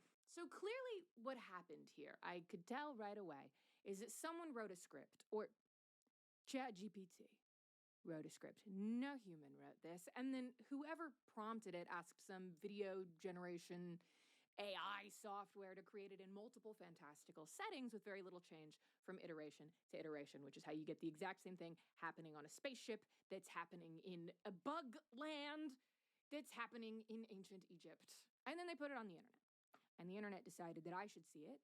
And I feel like I have seen more of this than the person who supposedly made it. Like, I think I'm more invested in Samantha and Smith than their ungodly creator, you know?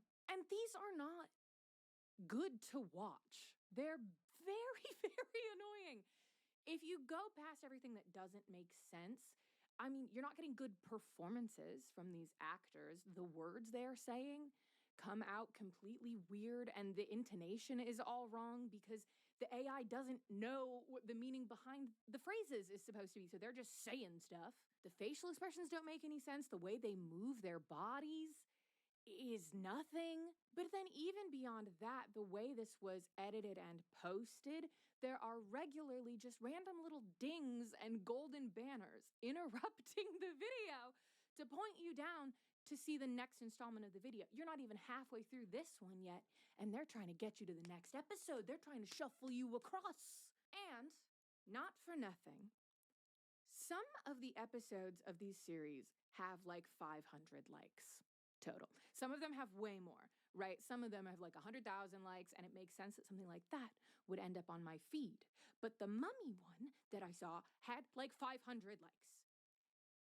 I don't know what I did to genuinely really just see the same episode of this series in 3 different universes in a row. And then I had to go seek out the rest of it, because if I wanted to tell you about it, I had to know what I was talking about. I could tell you about who posted it, but I don't know anything about who posted it because all they post is this stuff. It doesn't matter. They're not a person. So, and now it is my duty to regale you with the total story that is being unwound before us. The story of Samantha Blackwood and Smith Watson, or Nefertiti. I'm gonna call our female lead overall Samantha, if that's okay with you. Over the course of 3 different series, the same story is told. Our 3 series are A Mummy to Be, which is cute. That's like a little pun. Butterfly CEO's Baby Daddy. It's a little too literal for me. And 2001, A Space Pregnancy. A Space Pregnancy. Our story begins with Smith Watson heavily pregnant at his maid job, getting immediately made fun of. The first intelligible line of the series is this. Aw, baby got no mommy to buy Pampers? Baby got no mommy to buy Pampers. How do you know baby got no mommy? Have you even asked? He's months pregnant at this point. Just now you've decided to make fun of him for it? Belittle him for his single fatherhood situation? 3, Pampers? In Bugland? Also, since I'm starting off with a video in Bugland, I need to talk about the Bug Boy design. Bug Boy has little antenna, that's fine. Bugman also has a thorax coming out of his back. He's got 2 butts. This is a man with 2 butts. Is that part of him getting pregnant? The lady doesn't have 2 butts. His evil coworker trips him and makes him spill a bucket of water on Samantha Blackwood, one of the richest and most powerful women in the world. And she recognizes him, and he recognizes her, and they flash back to when they first met at a party. Smith Watson dropped a glass, and a different rich lady got all mad, but Samantha Blackwood was like, "It's okay. You didn't do anything wrong. It's just a glass." And then they go smash 3 butts worth of bodies together. Samantha Blackwood is not wearing a mask. Her face is in no way disguised at all. But this man who works for her company doesn't know who she is at all. At one point, he asks for her name, and she says, "I didn't want to lie to you about what my name was," and then doesn't tell him her name, doesn't say it once through this whole excursion that they're having. Okay? He doesn't know who she is. And yet, in the present, as soon as he spills water on her, he recognizes that that's Samantha Blackwood, that's the mother of his child, and that's his boss. So if you already knew what your boss looked like before this, I can't talk about every single logical inconsistency. But he freaks out and he tells her in front of everybody, a room full of reporters, that he's carrying her child and that he's her husband. Pause. I'm your husband, Samantha. In the flashback, after the 3 butts smashing together, we do see a document labeled marriage application with a ring on it. I didn't foresee that to mean they were immediately married. In fact, she's engaged to somebody else. Is that not their marriage application? What do you mean you're married? He just says, I'm your husband, and I guess he is. She denies it publicly, and Smith is dragged off by his evil coworker who repeatedly dunks his head in a toilet. This is where gold diggers belong. I don't even think movie bullies do that anymore. Why are they doing that? These are adults in the workplace. Samantha storms off to find him because she can't be away from him and saves him from this weird form of torture bullying and instead promotes him to her personal assistant. Also, I'm shifting visuals at this point because, again, it's the same story over 3 different universes, and now we're in Space Cat Boys, you may have noticed. Yes, they're Space Cat Boys. Not 3 butts anymore, but he does have 4 ears. And Samantha Blackwood occasionally has pointed Vulcan ears, but usually doesn't. Mostly she's just green. And the boys are cats. Samantha Blackwood has saved Smith, but she's still not very nice to him. And it's because she believes him to be a liar, is what she says. And he says, what do you mean? And she doesn't explain. But what she means is that she believes that Smith is just using her, that he's a serial gold digger, that he goes around and he finds rich women to schmooze until he can get their money.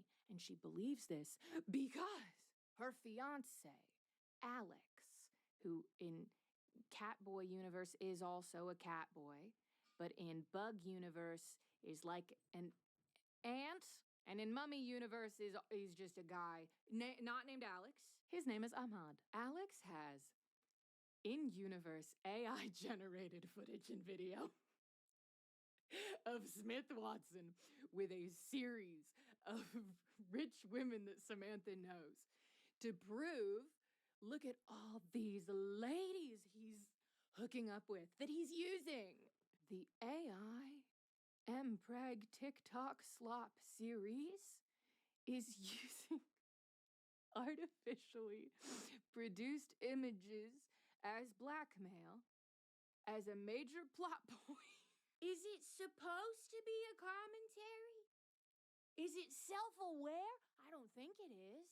So Samantha doesn't trust him, but she also can't stay away. And also she's not sure if that is her baby, but what if? Samantha has a big gala tonight, and she insists that Smith Watson should come with as her +1, as her personal assistant, instead of her fiance, Alex. Her fiance responds by pretending to pass out, to be so pitiful that Samantha has to take him. He's trying to out-pitiful Smith Watson, which is difficult to do. Samantha is not convinced at all and demands that he stops doing that. Your acting's pathetic. You're not sick and you're not fainting. Get up. She's taken Smith to the gala. She's decided. At the gala, Samantha sees one of those other rich women that supposedly Smith has been using and schmoozing. So she heads over there to get some answers to her questions. Alex, the fiance, is still here, I guess, even though he's nobody's +1. And he can't let Samantha go talk to that lady. Can't let that happen. So he spills wine all over Smith's beautiful brand new white dress, causing Samantha and Smith to both leave so Smith can go get cleaned up. And that takes us to the videos I first saw. How many months is the baby? Uh-oh. Samantha's mom is coming to find her. Her mom thought she was abroad, didn't even think she was here, which, who did she think was representing the company at the gala? Whatever. So to hide from her mother, Samantha Blackwood dives into the tub full of bubbles, a bubble bath, has Smith also in the bubble bath so that when her mom bursts through, Smith can say, hey, can you get out of my hotel room, please? This is weird. Her mom's name is Vanessa. Vanessa Blackwood. Except in Mummy to be, she doesn't get a name. They ran out of Egyptian names, I guess. There's only one female Egyptian name. It's Nefertiti. And then they argue in the tub because they're in love, but they can't do this. And the way it cuts to them holding hands underwater, that's just a completely different universe. That is not their hands in this water. I won't let you make me believe that it is. They go to smash their butts together again, but Smith freaks out and leaves. Samantha calls her assistant, or Nefertiti calls her assistant to say, hey, let's check this guy out again. I actually don't think I know him like I thought I did. Now she's pretty sure that is her baby. I don't think he's the gold digger we thought he was. Salim, let me find out the truth. And that's as far as has been released so far. I really personally have no need to see how that's going to end. I already know how it's going to end. Her and Smith are going to fall in love forever, and Alex is probably going to get wine spilled all over him. Evil coworker might fall in a toilet or something. That's how all these kinds of things end, right? It's just karma all the way down. It's how every, mob boss romantasy story goes, except this time the boy is pregnant. That's it. All of the advances in technology that have had to happen over the past decades to get us here. And this is what we're doing with it. TikTok AI, mpreg, slop. And it's funny. It's a good little spectacle, but here's the thing. Why are we trying to automate the creation of freak shit? This isn't even freak shit. This is the veneers, the aesthetics of freak shit as spectacle, just skinned over the most boring, repetitive mafia boss, power dynamic difference romance novel. It's just despicable to me that they're trying to use the freak shit aesthetic. There's not a shortage of freaks with a burning desire to make art that satiates their unholy needs and wants. And it's raw, and it's human, and it's gross, and it's beautiful. This has no soul. It does not speak to me, and it wasn't made to speak to me. It was made as spectacle for people to go, that's weird. And I guess I fell for it. They even eliminated the effort of having to change the script to make sense in different universes. Why does she own a hotel chain in space? Why does she own a hotel chain in ancient Egypt? Why does that man have 2 butts? It isn't art. It isn't cinema. It is barely even a video.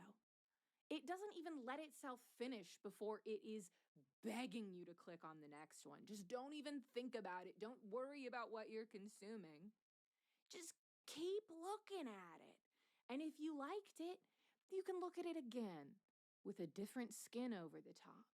And you never have to think too hard about anything. I don't know. There's something about it that deeply unsettles my soul. And it's not the fact that the boy is pregnant, you know? It's the aesthetics of a story. It's the presentation of having something to say. I think that's what all AI art is to me. They want to have something to say so bad that they would rather pretend that they do instead of put in any work to actually mean anything or to create anything with a sense of earnestness. I love weird human-made freak shit. I love it every time, even if I don't like it. But also it's funny. Baby got no mommy to buy Pampers is still funny. Vanessa Blackwood will be funny every time. I'm only human. Like I said, not my usual bag, but it did make me have something to say. And I really, again, could not let this one fester in my soul all alone. You had to come with.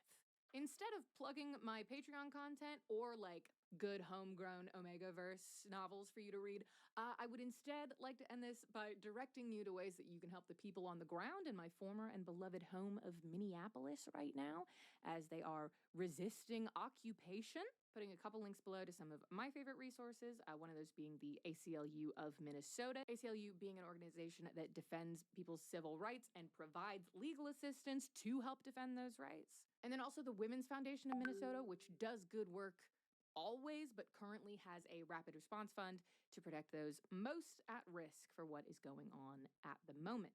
Maybe not the plug you were expecting at the end of the AI Mpreg slop video, but we need to protect raw, human-made weird shit. And to get that, we need to protect the humans who make it. That being said, I am still gonna thank my patrons because they do allow me to make this kind of content, and I could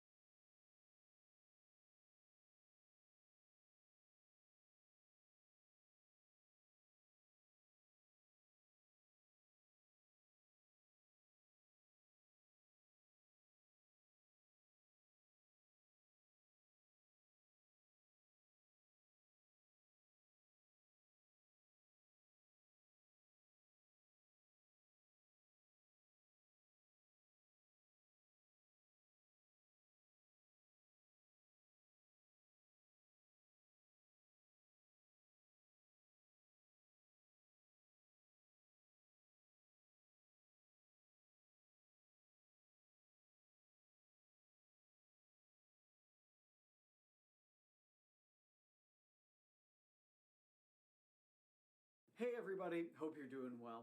This week's video is one of my remake videos. As you guys know and suffered through, last year my audio was not great. It was very echoey. It's because I'm currently attending college, so I didn't really have the same level of insulation and sound noise canceling that I do at home, and it's a clear difference. I wanted to take some of the videos that are important to the channel, so Life is Strange related stuff, videos that performed well, and go back and remake them. I also plan on remaking a couple of videos with updated information because as I've gone and made more content and recorded more videos, I have definitely improved in how I do my research, the kind of background checking I do on that research, and also where I get it from and how I credit things like that. I know I definitely have made some mistakes before in how I credit my sources, and I've taken steps to improve that. You've noticed in my cut content videos and things like that. But this is one of those videos, and this one is important because we are over a year removed from Life is Strange Double Exposure. And in Life is Strange Double Exposure, we got access to a whole host of new lore about Max Caulfield and who she is as a person. So I figured we would go back through Max's life and add on some of the new information that we got from Life is Strange Double Exposure. So without further ado, let's get into Max Caulfield. Max Caulfield was born on September 21st, 1995. Her parents are Ryan and Vanessa Caulfield. Between her two parents, it appears that Max has a closer relationship with her father. Between his heartfelt messages, and he also keeps in touch about the threatening messages that she received or Kate's attempt, things like that. He's very in touch with what's going on with her emotionally. She also has a picture of him in her dorm. Not to say she isn't close to her mom, it just seems that it's your typical dynamic where the dad is the fun parent and the mom is a little more strict. For example, in the alternate timeline, her mom is texting her concerned about her spending habits, and her mom in the main game texts her about Principal Wells, saying that Max was spreading lies about Nathan being in the girls' bathroom. Max's zodiac sign is a Virgo, and while I'm not super into the whole zodiac sign thing, I mean, I know what I am, and that's about it, and I do have that, what's that star sign app? Because somebody somebody told me to download it. They wanted to see how we were compatible. So that's all I really know about it. But according to people online and people I've spoken to, Max's personality matches well with her being a Virgo. Whether it's her insecurity, her want to make everything perfect, her nervous tendencies, or her nosy behavior, it all seems to track with her zodiac sign. She grew up in a little-known town called Arcadia Bay, located in Oregon. Max is also Irish, as her last name is Irish. Chloe also mentions her Irish luck at a certain point in the first game. Not to mention that physically she looks Irish. Pale skin, freckles, green eyes, that kind of thing. Growing up, Max's favorite animal was an Arabian horse. Her favorite food was lobster rolls, and her favorite class in school, which this totally tracks with how she ends up, was either art or library. And her favorite month was October. An interesting fact about Max is that it appears that she's ambidextrous. When Max eats breakfast at the Two Wheels Diner, the fork can be seen in her left hand, with the knife in her right hand. However, it's the reverse when Joyce makes her breakfast when she stays in the Price family home. Now, obviously, the logical explanation is that this was a developer oversight, but I think it's more fun to say that she's ambidextrous. Early in her life, Max became friends with Chloe Price. Chloe was a very rambunctious kid, someone who brought out Max's personality and made her a little more outgoing. She was always pushing her to do more and more things and to try new things. And speaking of trying new things, apparently they got it in their heads that they really wanted to try wine. This wine tasting experiment ended with them spilling it all over Chloe's carpet, leading to a massive stain that is, can still be seen. The two got into huge trouble over it. And that story perfectly characterizes the kind of friendship that they had. At age 8, the two would bury a time capsule for their future selves. This would wind up coming back in the DLC Farewell. In this DLC, Max struggles to tell Chloe that her family's moving away from Arcadia Bay up to the big city, Seattle. While trying to find the courage to tell her, the two end up finding a map in Chloe's attic that sends them on a wild goose chase to find this buried time capsule. This was also the same day that William Price, Chloe's father, would drive to go pick up his wife, Joyce, from work. While that might not sound important to the uninitiated, those who have played the games know exactly where I'm going with this. Ultimately, it's up to the player whether or not Max finds the courage to tell Chloe that she's leaving or not. If she doesn't tell Chloe, she will leave a note behind for her to find, which is only made worse when Joyce returns home to tell them that William died in a car accident. Max is able to attend the funeral, but ultimately leaves shortly after to go to Seattle. In fact, we even see her with bags in the car as they drive away, presumably to Seattle.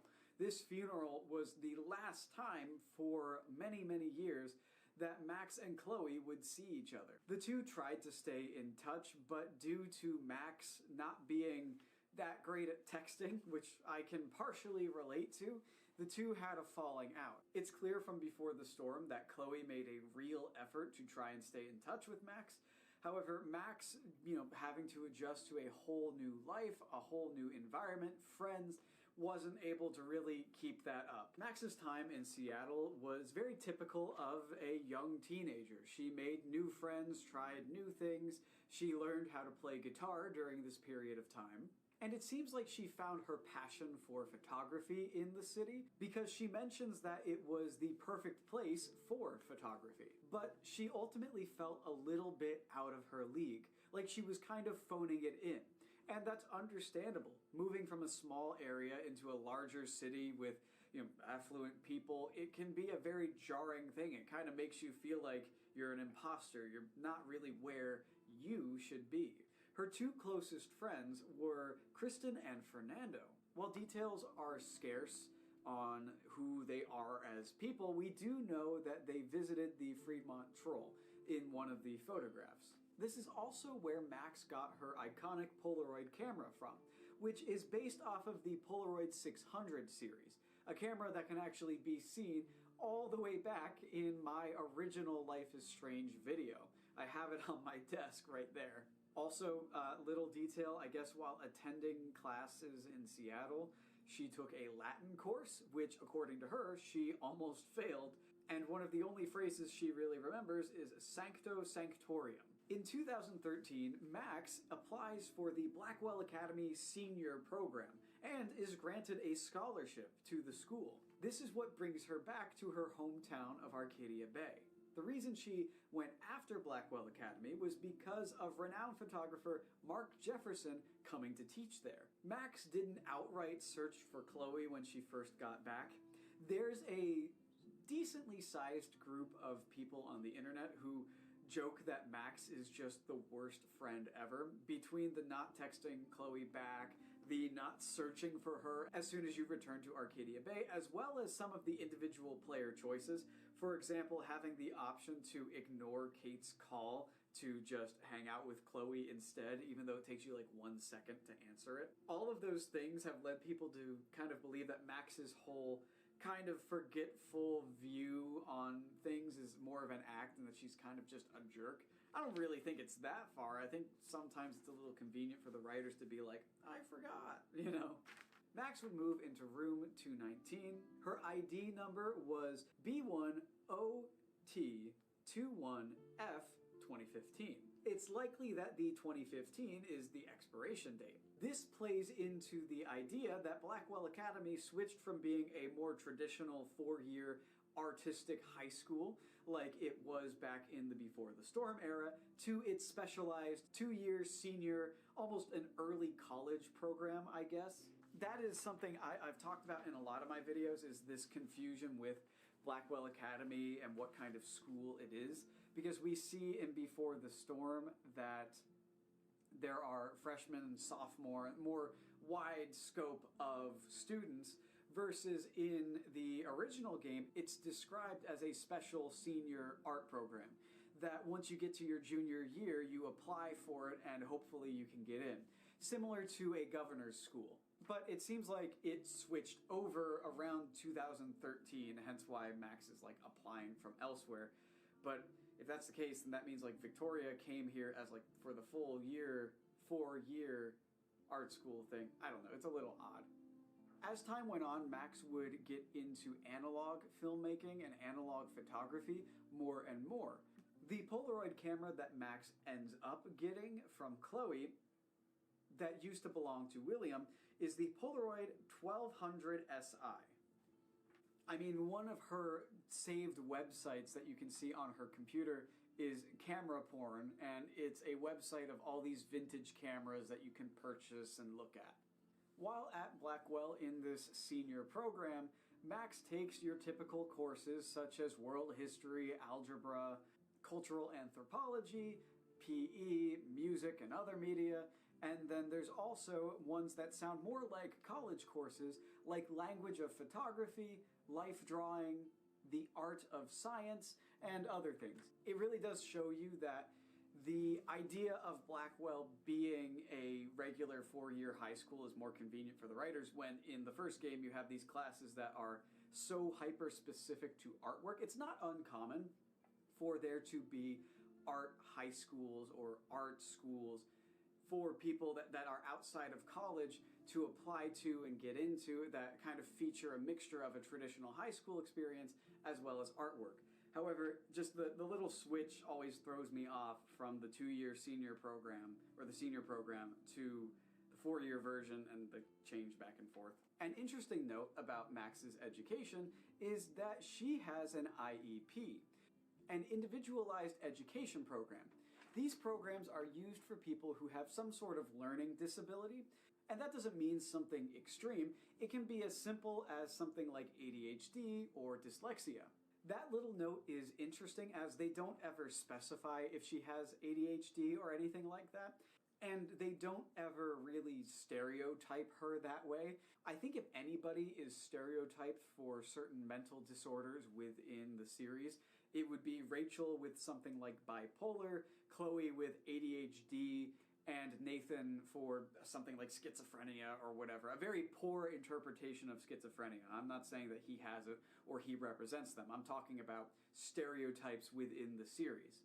But Max doesn't really fall into those categories, so who knows? It also helps that co-director Michael Koch said he never considered to affirm BPD or depression because he didn't want to stigmatize it and wanted to focus on other topics like the themes within the game. Max is actually, surprisingly, a fan of video games, such as the MMO World of Warcraft. We know this because Max says to Warren that he needs to bubble Hearth, which refers to a shielding thing that paladins do in the game. I'm not a WoW guy, so I'm not very familiar. And then Max also sends him a text saying Kek, which means LOL in Orcish. We also know through David's file on Max that she uses the online aliases Mad Max, Max Factor, and Noir Angel. On Max's social media page, she has 81 friends and 12 subscribers. Get roasted. Get ratioed, Max. Can't compete with me. Her most recent status on her social media is Time is Bunk. We know a little bit about Max's taste in music because of the game's soundtrack. Because a couple of songs are within the universe, not outside of it, we know that she likes songs like To All of You by Sid Matters and Something Good by Alt J. Max is also a bit of a cinephile. We know this because Warren pirates movies for her as well as for others around the school. But in their conversations, when Warren brings up multiple more obscure films, Max is able to reference them and understand those references, which shows that that's something that the two have bonded over. Now, I'm not going to delve into all of the events that happen in Life is Strange 1, simply because that would just be me repeating the entire game and saying, like, this is history of Max's life. So I won't be doing that. But we can talk about her life beyond the first game. For example, in Life is Strange 2, depending on the player choice between Arcadia Bay and Chloe, we get a few different options of what she's doing. In the timeline where Chloe is alive, the two can be seen together in a photo. It seems that after the events of Life is Strange 1, Max and Chloe sort of began to travel together. This is something that can kind of be seen in the comic series of Life is Strange, which takes place within that canon. Which I promise, I know I've been dangling you guys, I've been holding it above your head like, keys, jingle, jingle, jingle. I will be doing the comic series, I just don't have them on me right now. I'm gonna bring them back with me, read through them all, and then when I'm in my home with my good setup, I'm going to do my deep dive and discuss those. A new piece of information that we got in Double Exposure is that it appears that Max had a major falling out with her parents around this time. In Double Exposure, when referring to her parents, Max doesn't refer to them by mom and dad. She instead refers to them by their actual government names.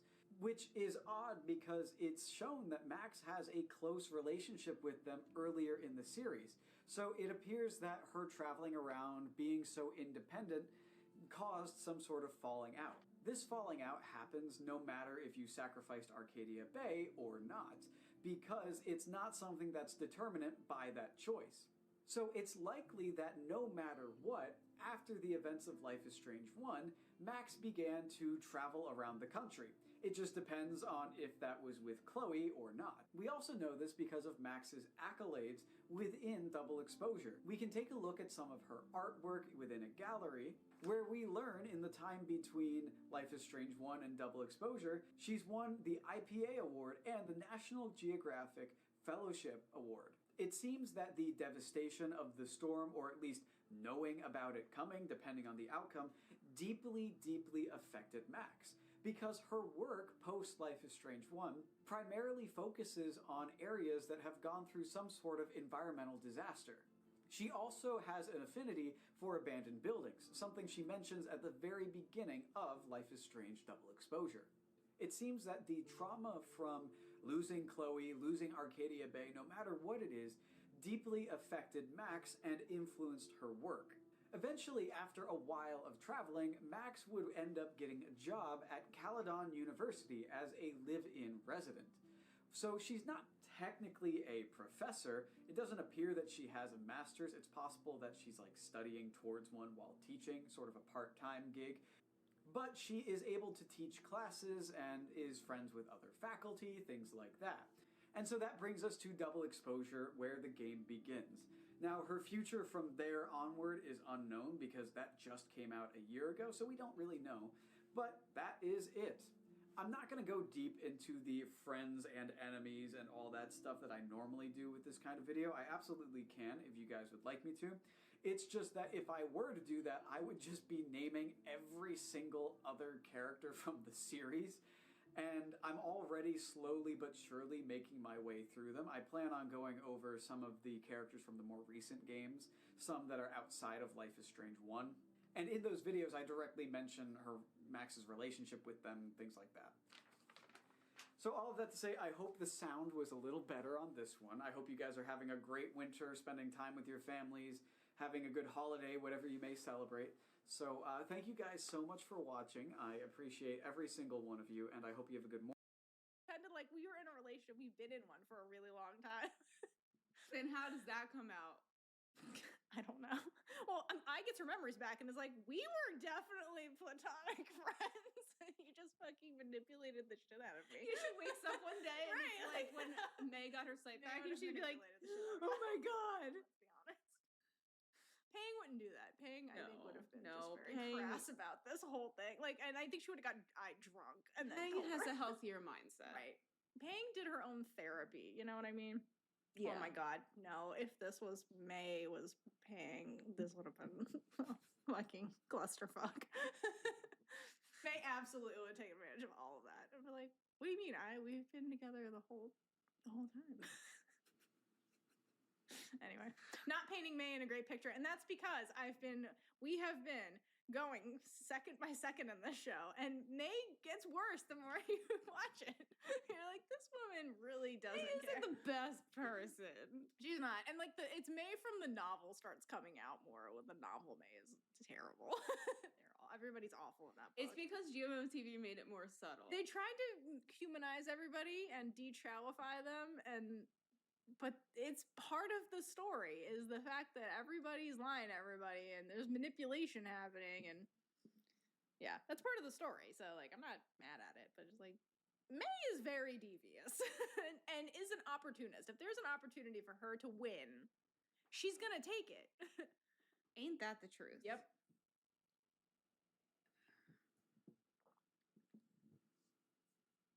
Sorry, I had an alarm going. That's okay. And I wanted to turn it off before it actually went off. Sorry, it's so squeaky. I know. It's okay. Also, be careful with hitting the table because every time. I know. All right. I know. It is what it is. All right, back to the episode and not fan fiction that we're making up on the spot. So I's friends and her bring May to pay respects to Ben's mom. And Ben begins by telling his mom that his friends and him brought someone to meet her. And Ben is smiling, which is an emotion, Theora. No, he has them. Well, he has one. Yeah, but that means, like, he actually wants to do this. Like, this could have been Ben's idea to bring May to see his mom. It could have been. And I and May enter the scene with flowers, and May looks a bit nervous because at the end of the day, she still feels guilty for what happened, and nothing is going to change that. Yeah. Something I thought was interesting in the scene, and I was like confused by, not I-un, but me, was that May showed up in a all-white outfit. And I thought that was weird because like every single time we've had like a scene with mourning, everyone's been in black, and like everybody in this scene is wearing some article of clothing that is black. Like I and Pang are like fully in black, Kasul's fully in black basically, and then Ben is wearing black, white, black because it's Ben. Ben has half emotions.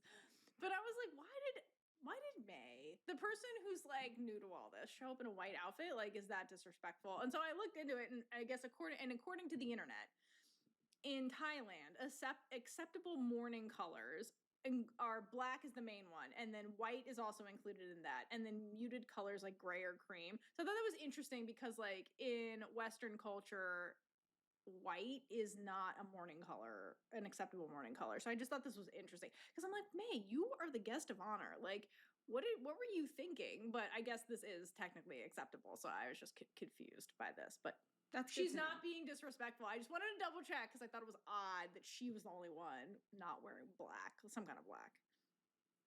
Yeah. So the more you know.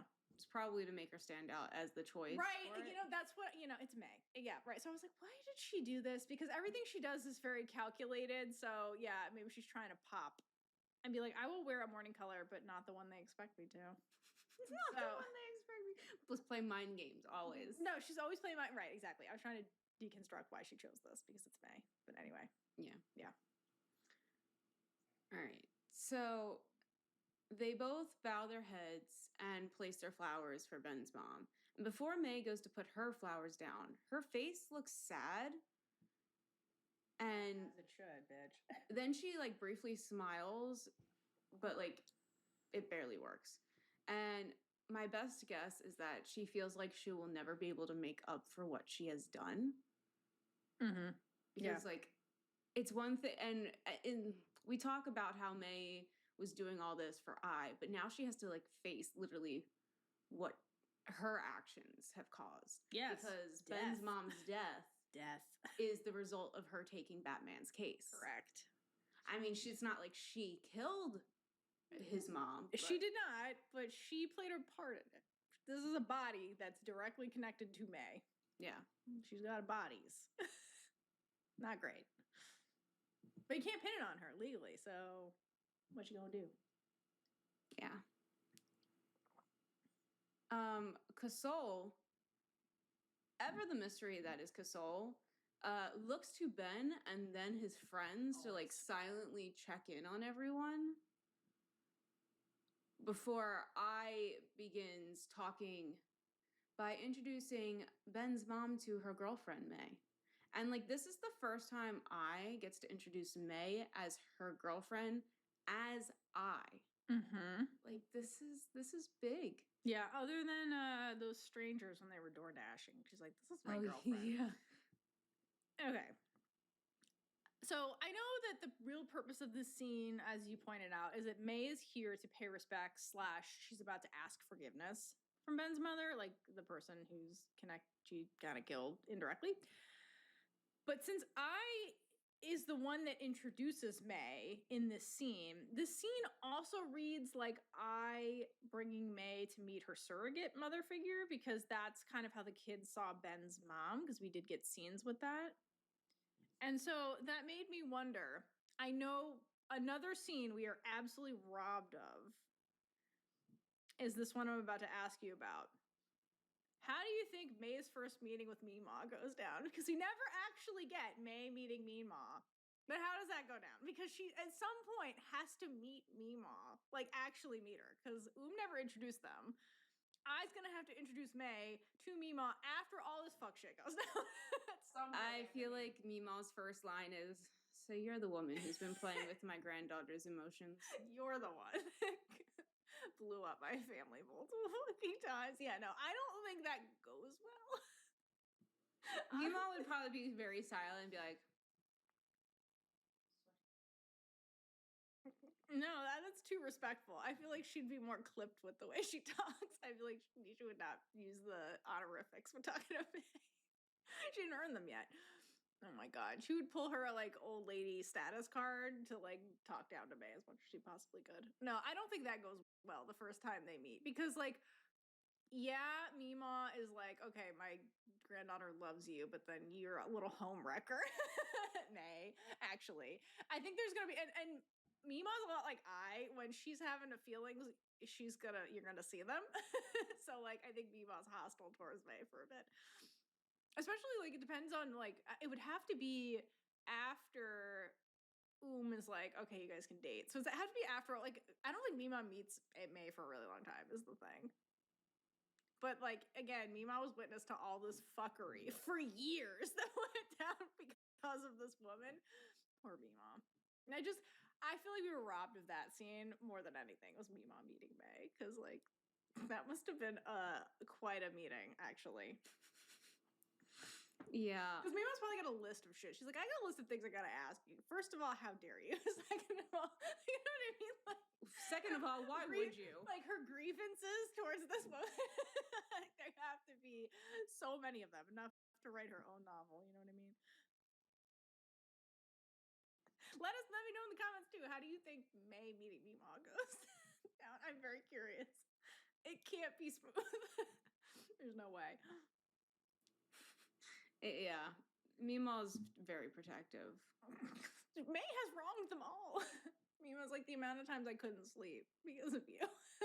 Like, we've had multiple times where they Because both. of you.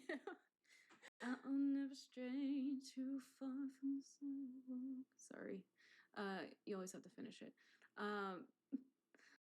All right, so then I continues explaining how May was the one who represented Batman. And Ben lowers his head a bit, and I and May look over to him to check on his reaction. But it seems like Ben truly is at peace with everything. Mm-hmm.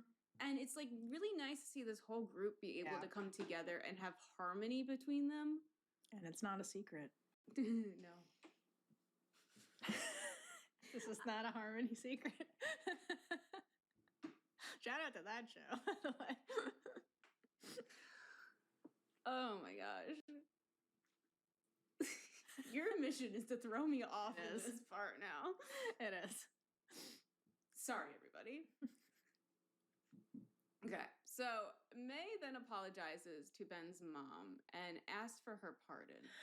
And Ben looks up at May as if he wants to say something to her but can't get the words out, or like doesn't want to interrupt her. Mm-hmm.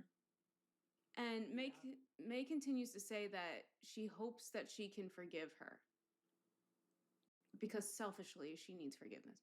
But like also that's why we're here. Well, she also needs to do this so that I will respect her. That's why we're here. She needs to be fully worthy of I. Yeah, that's what this especially before gets her memories back. Correct, yes. She got a lockdown eye before remembers. And this is when Ben speaks and tells May that she was a nice lady and loved I like her own. And he assured her that she would forgive anyone that I loves. And like this makes I smile because she really did have this close bond with his mom. Mm-hmm. Yeah. Ugh. Yeah.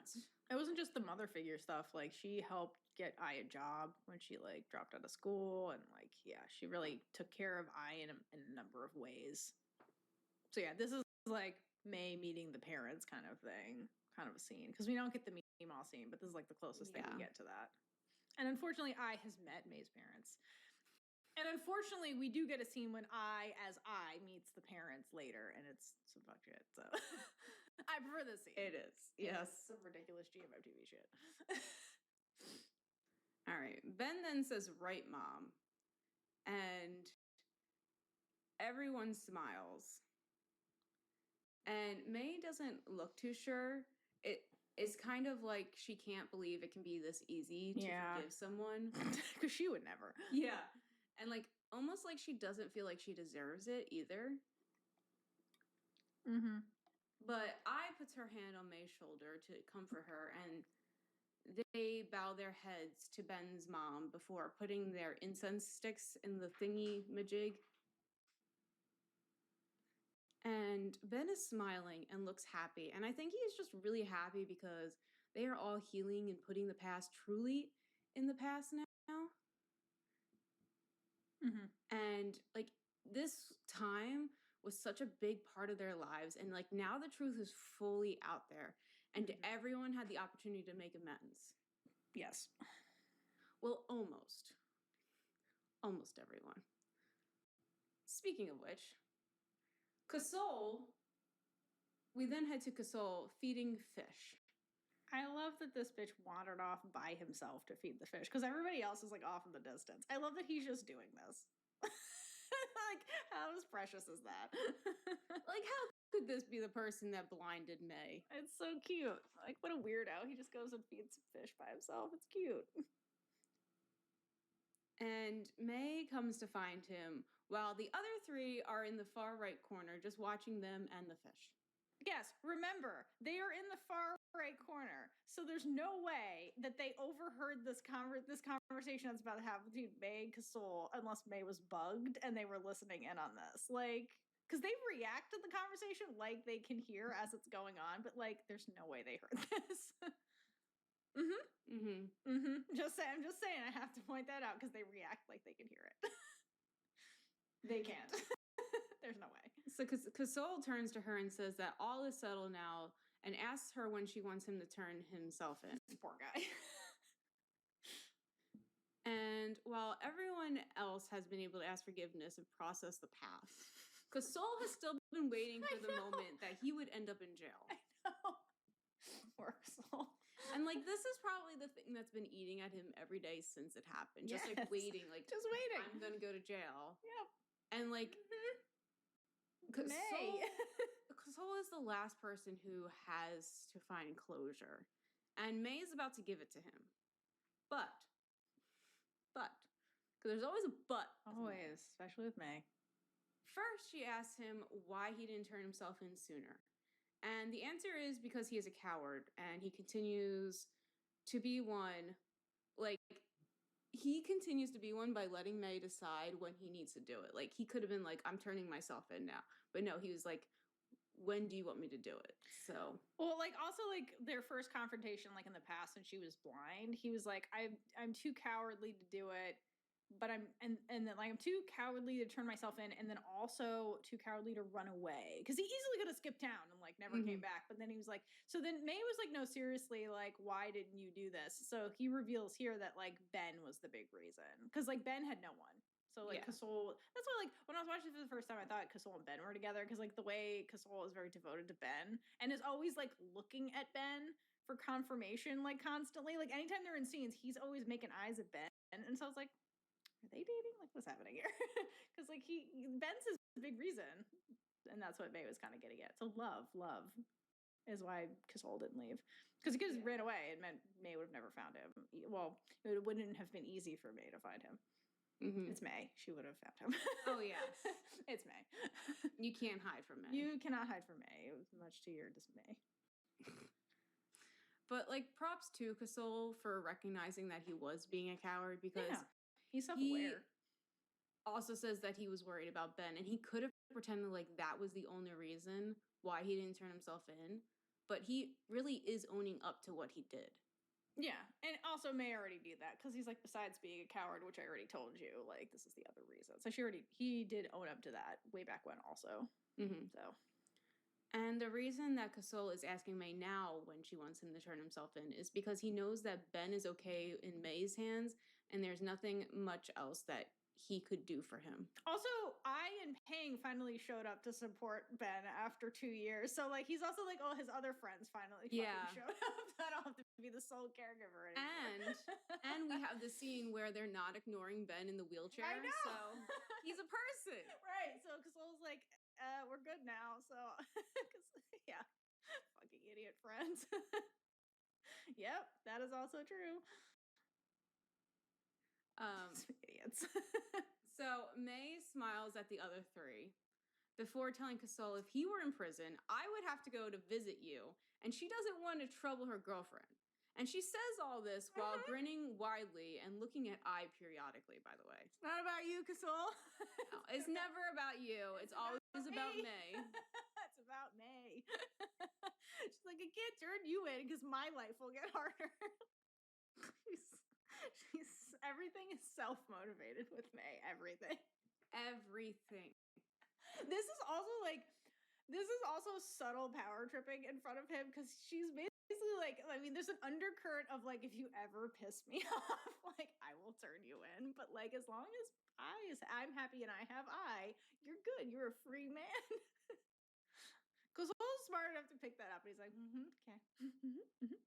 He shall always be scared of prison always for gonna the be rest scared. of his life. He's always gonna be scared. What's of the May. statute of limitations? Oh, I don't know. But yeah, I don't. May fudge the other, court thing. I'm sure she can figure out how to pin something on him if she really wanted to. Yeah. I'd be terrified of her. That's what I mean. And then she's about to be like, join forces with me. And it's like, oh dear, like poor Kasol. Yeah, you have no choice. Right. Is this a request? Like, is this jail? Is it? I can keep a close eye on you forever. This is the bad place. Right. Kasol's in the bad place. Yeah. Agreed. Okay. So Kasol is shocked and clarifies that she's letting him off the hook. And after this question, May moves her arms from a cross position to by her side. And like this body language shows that she's opening herself up to Kasol, Mhm. and like she's no longer guarded around him. Because again, he's the one who attacked her. Like she has the every upper right hand. to be yeah, she does have the upper hand. She's in this. winning. Yeah, this is confident May here. But also, in other words, like she's being honest and genuine, and like Well- she wants genuine as much as you can get from as much May. as she can be. Yeah, exactly. And she wants him to see that. Yeah. I'm a human just like you. Meanwhile, she's actually an alien. No, and she's trying to humanize herself. I'm just like you. I'm a normie, you know. Money? What money? Yeah, right. Power? Exactly. Power. I don't what have that, power? right? Yeah. No, we're all just friends here. Whatever. I just became your friend 5 seconds ago. Yeah, no. Meanwhile, the day ends. All right, Kasol, you ready to go to jail? Right. I thought the you said I cops- was free. Right. The cops roll up. Yeah. It's like, well, you stole. You know, you pissed me off. There you go. You looked at I the wrong way. You looked at I the wrong way. You kept her out. You guys went to that bar, the stripper bar. We're done now. Arrest this man. Yeah. May would absolutely do that shit. Get him on like a parking ticket or some shit. That's May. Never trust her. Don't sleep with one eye open, Kasol. She's got your number. Yeah, even I don't cross her. You never know what she'll do. Never know. You literally don't. Okay, so May explains that she's going to start a foundation that advocates for the rights of those with disabilities, fosters resilience, and helps them achieve independent living. And after hearing this, Kasol kind of lowers his head slightly and like moves his eyes in a way that shows that he is in disbelief. And like by that, I mean, he can't believe that May is doing something like this. Like Yeah. the person he thought so little of. Yes. And like she's not who he thought she was. Yes. Because she was this big villain, but now getting to know her Right. and what she wants him to see, yes. like she is a good person that cares about other people. Right. And May then surprises him by telling him to come work with her. And I love that she uses the word with instead of Yes. for. Because if she said for, then she would be saying that she's better than him and has more power, which she definitely thinks. Yes, for sure. It's not like she doesn't think that. She's not saying it. By saying She definitely with, thinks that. she is making them equal and showing that they are both good people who are working towards the same goal. Well, also, like, again, because she says to, like, oh, like, this is a way to stop feeling less guilty and, like, do something and put some good out into the universe. Because the thing that Kasol and May have in common in the series is that they both have been feeling very guilty about, like, the bad karma that they put out there. Like, May representing Batman the way she did, and then Kasol basically blinding May. So they've both been feeling guilty for a really long time. And they're like, I'm going to be punished essentially the rest of my life for this because what I did was so egregious.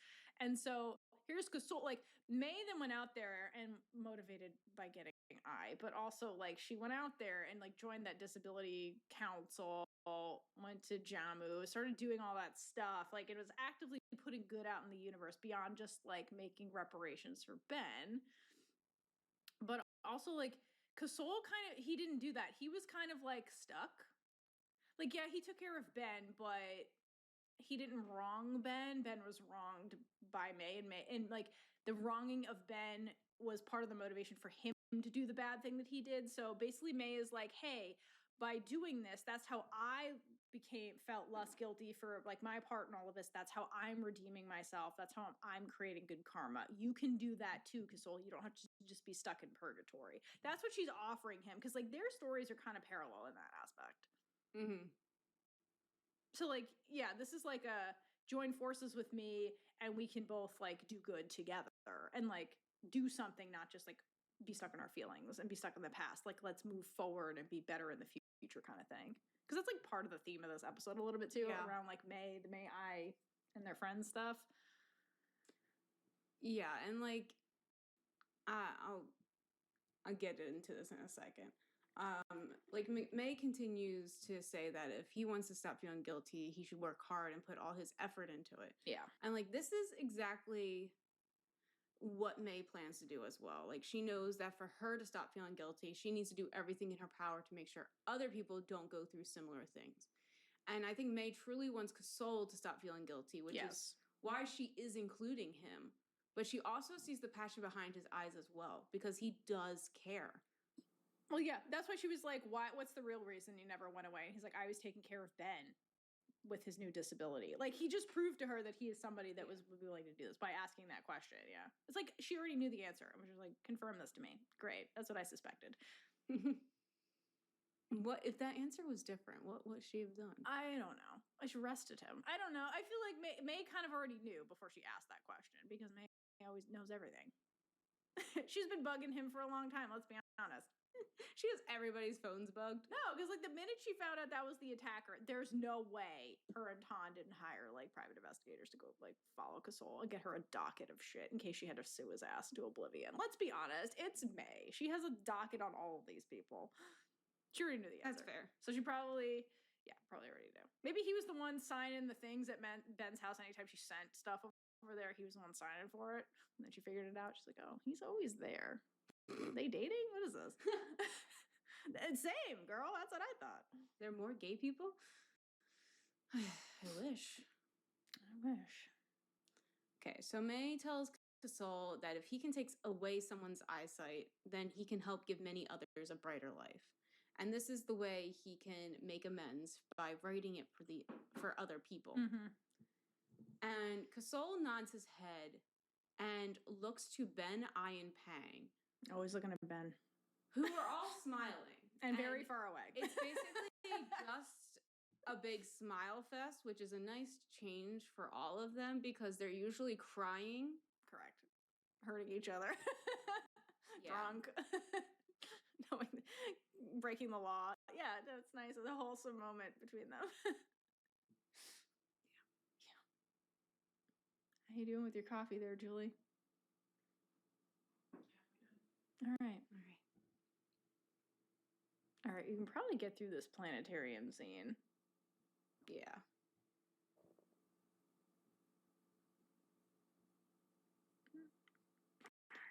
Sorry. I think the planetarium scene, that maybe do shout outs there. Okay.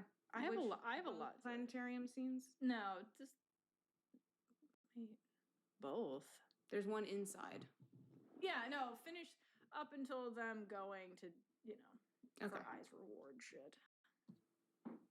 Or however you want to do it. I think this is a good place to put the shout outs like in the planetarium, because we could finish this, do shout outs, and then stop this and go. Okay. Because I have a lot to say about the You do, which I'm amazed by. reward scene. Oh, that's right, because you're comparing it. Mm-hmm. All right. Of course. All right. Okay, so May and I go back to the planetarium, but for the first time with no secrets between them. That they know of. Yeah, that they know of. And May walks I down memory lane by showing her exactly where they met, while I is looking at everything, just trying to remember. And I love this because it's like it's basically this is what Jan did with She's like, I'm gonna take you back to the scene of the crime and see if that sparks your memory. And I love this scene because it makes me laugh every time. But I wonder if it crossed I's mind that this is exactly what is feeling like right now. No, she's not thinking about right now. She's with May. But it is. This is exactly what is going through. Only this is more funny and low stakes. Yes. In my mind, compared to what poor fucking is going through. This is hilarious, though. So May explains she came to participate in a science competition, but then she was extorted for money. And she grabs her neck smiling while saying that part. Because that's when her knight in shining armor showed up. She's like, and then somebody came and saved my ass and changed my life. What does I say? And I tilt her head, trying to remember what May is telling her. And May asks if she remembers anything. And I looks a little longer before telling May that she only remembers fighting with Mint. Yep. Like, she remembers she was wearing uniform, Mint noticed the name, and then bullied afterwards. Mm-hmm. Okay, so May starts smiling and is like, that's it? I can't believe it. All right? I would like to point out in this moment that May does not react to the news that was bullied. got bullied because of what I did. Yep.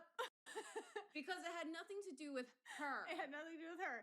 No, getting bullied is getting in the way of I remembering their first meeting. That's what she's mad about. I know. But I have to, first of all, that is hilarious. And I didn't catch that until you said it.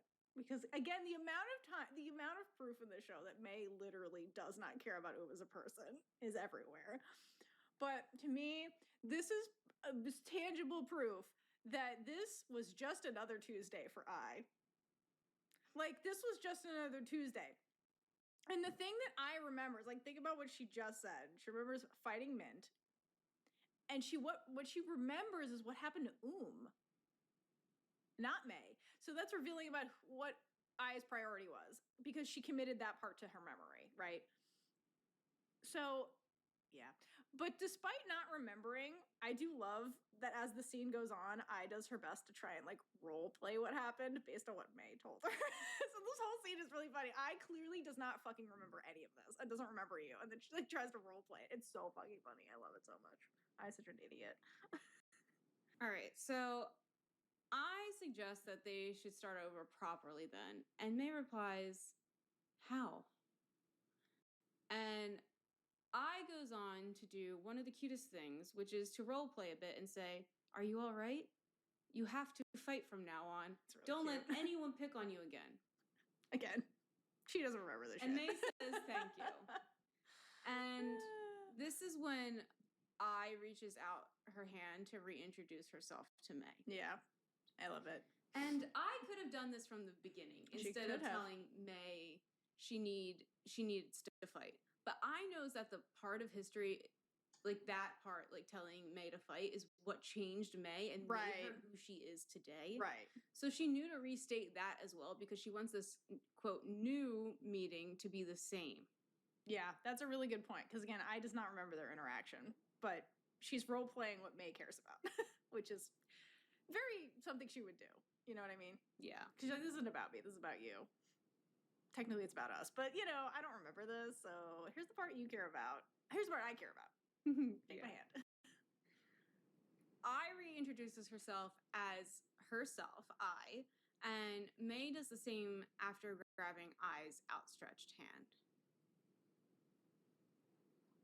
I think it's important that I says her full name because again, the misconception was a boom in Samak, and she says I'm Ioun in Samak. So I think that's important that she says the full name because that like is a full circle clarification on based on the first meeting that I doesn't remember. But yeah. They then stare at each other in love. Like, I is just so happy to have May in her life, while May is so glad that she has the person she's been thinking of since high school and finally gets to share this memory with her. It's also a full circle thing because, like, back when they first met, because again, May is the only one that remembers this, there was no introduction. The only reason that May caught the name was because she, like, very quickly glanced at the uniform and, like, made it. You remember her mumbling? She made the mental note to memorize the name, but, like, they never actually introduced themselves. So, like, yeah, if they had to redo this meeting again, an actual introduction with your actual name, I think was really a good way to, like, for them to, like, go about executing this. And May does the same thing too. She doesn't just say her name. She doesn't just say May. She says her full name. She's like Metoe. Like she says her full name. So like, I like that they did that. That's a cute little addition or like redo of the meeting. I liked it. Yeah, it is. I'm glad that they can finally be themselves. Also, they were being themselves. That's the other. Not that I wasn't being herself. She just was wearing a different uniform. She was there fighting bullies and throwing boba at people. Like she was being herself. Also, like, how did Mint not go like that? Clearly is I and not You know what I mean? Like, how did they know that I is a twin? Like, you know what I mean? How would they not like? Hi. Sorry, I was watching my phone.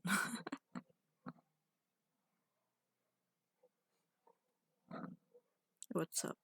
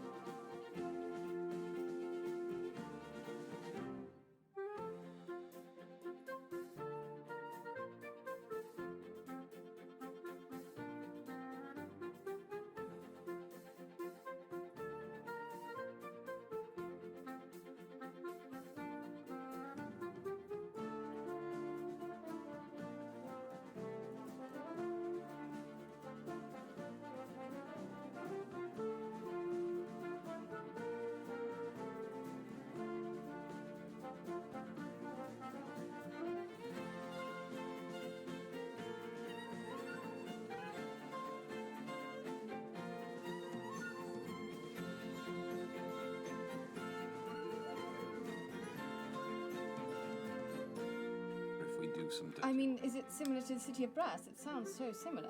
They have a lot in common, yes. It's even more structured, though. There's quite a complex.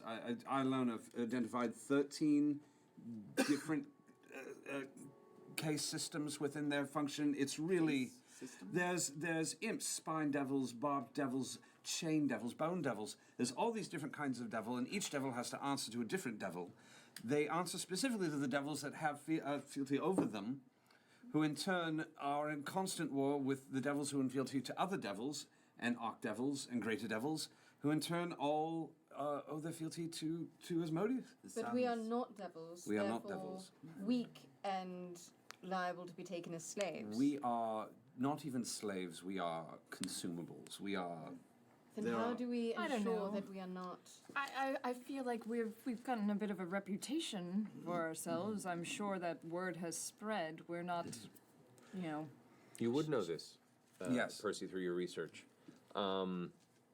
It's not terribly uncommon for mortals to wander through the city of Dis specifically because it is where goods, gold, and largely souls are traded to and from various structures or entities within the hells and beyond. And to just consume or eat someone means nothing. The true worth of a soul is in corrupting it. And they do so through enticing, through corrupting their morals, through driving mortals through bargains and pacts to end up twisting into entities of order and evil as well, and then claim the soul of that. And contracts are a big thing. Contracts are turning that into a lemur. Yes. Yeah, into a lemur or other forms of soul-based energy. But contracts are a very, very important part of the whole So the economy. person that we made a contract with was a devil that ended up being the one that killed Pike, right? That was a devil? It was a devil disguised as a demon? No, that was a demon disguised as a devil. Yeah. Yeah, that was super confusing. That was the one that we wished our way out of the contract. Correct, yes. Yeah, we I don't was really very have proud that of that. anymore. Yeah, we don't have a wish. Okay, so, we we want make to- no deals when no we go. deals, no contracts. No deals, no contracts, no shaking of hands, no signing of anything. No accepting of gifts. I feel like I'm going to forget this. You Don't, are. Oh, no. Just Please don't do. touch anything. Don't touch anything. Might have to make you special gloves that don't have any fingers. I've got special gloves. Even specialer gloves. Like a But we can muff. wear over those gloves. Like a what? Like a hand muff. Like oven. Tyrion Don't does, make me a special hand muff. Tyrion does pipe in and is like, put little ears on it. oh, but I have such fine handwriting. If we need to sign anything, just let me know. I'm No, happy Terry, to. no signing I've signed a lot of anything. contracts in my time. Yeah. My father No used to do signing contracts. of He's got contracts. great Ow! pen Although I'm countryside. sure you're good at reading contracts as well. This is true. Yes. You can read them, but don't sign them. quite How well. about that? How about if I read them and I like it? No, no signing.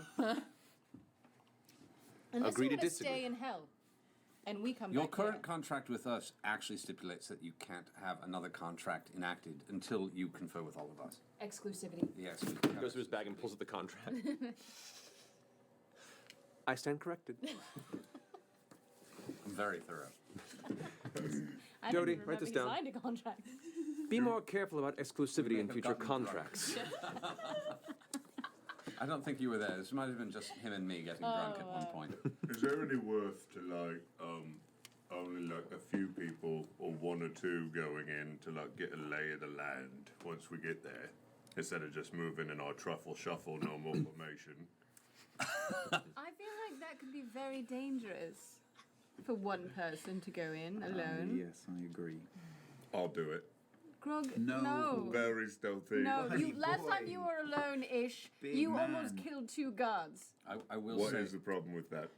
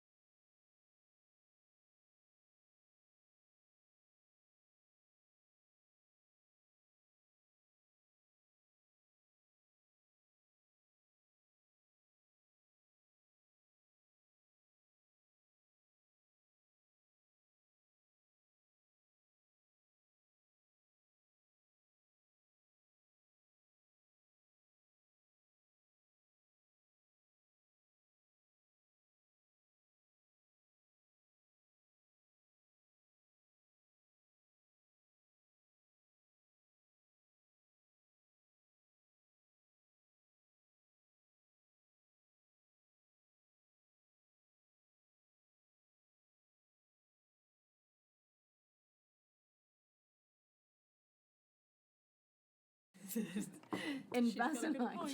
We got away with it, right? Did we get we caught? Did we literally- get caught, Terry? No, we did. Did we get caught? No. I don't know. I still have. No, we did. I only remember half of what happened. Terry is very excited about my plan. It's affecting his memory of what happened. Right. I think I blocked it out. But what I remember was interesting. I'm you could always look in Doty's diary and find out exactly what Yeah, happened. peruse the last 90 pages for the last hour. Takes the book and starts thumbing through it real fast. You look up at Doty, who still has like chunks and clusters of bits of red hair from the somewhat removed goatee. Fu Manchu. Yeah. So, Percy, The secret goatee. we know a lot of things and people move through the 9 hells. What's it say about Rakshasas in there? Where do they fall in the cast? It doesn't Yeah, actually where say are they where on the call Rakshasas would fall in the cast. Where are they does on it? the call sheets? There wasn't a terrible lot of information. No. Not all the devils are in the same system. There is like a promotion demotion system in which devils advance and are demoted based on their elements there. But there are other fiends that exist in that space that aren't part of that system. Rakshasas are a little bit outside of that system. Succubi, incubi, they're a little bit outside of that system. There are other fiendish creatures that actually traverse between both the abyss and the hells based on what their interests are. So like that's predominantly the structure of the devils that are in this. That are built within the hells as their primary domain. Percy, help me understand, since you've read so much about this. Yes. So, whole page. Good on you. So, if the Raven Queen escorts souls, if you're an absolute terrible shit of a person, and the Raven Queen escorts you over to the other side, we're going to be wandering amongst the souls of the damned. People go to where we're going. If they're under contract, this is where they go. And many who sometimes aren't under contract go there as well. Oh, really? And you would know this actually. The Raven Queen, as part of the laws of the cosmos that hold the various planes together, the Raven Queen does indeed escort good souls to the positive planes, the upper planes, and not so good souls to Actually, the I know lower that ones. from reading a lot about the Raven Queen. I can answer that for you. Yeah. If you don't use a turn signal, if you have a vanity plate, you go to hell. Yeah. Thank you. I know they get escorted to Seen the Red Hot other Chili side. Peppers It just seems like an odd idea to be walking in a city full of Use the Dave Matthews. thrown away. I'm talking to the air. I'm No, sorry. we're listening. I'm sorry. We're Keep going. absolutely Keep going. listening. Keep going. It was the best thing you never heard. It'll change the game forever. I miss Scanlan Short Halts so badly. Because he listened to you so much more? Nah, he's just my buddy. Aww. Well, speaking of just our buddy, As we move on. Pike is another concern. I would feel far more comfortable making sure that she is definitely on board for this. Really? Well, that's difficult. I know. Phone a friend? What do we do? I don't know. I've been thinking about that. The best way to I mean, Hotus, how long has it been, DM? Since Pike wasted his sorry ass. It's been offhand a couple months. Couple months. I mean, I don't think one more day is going to kill us if we want to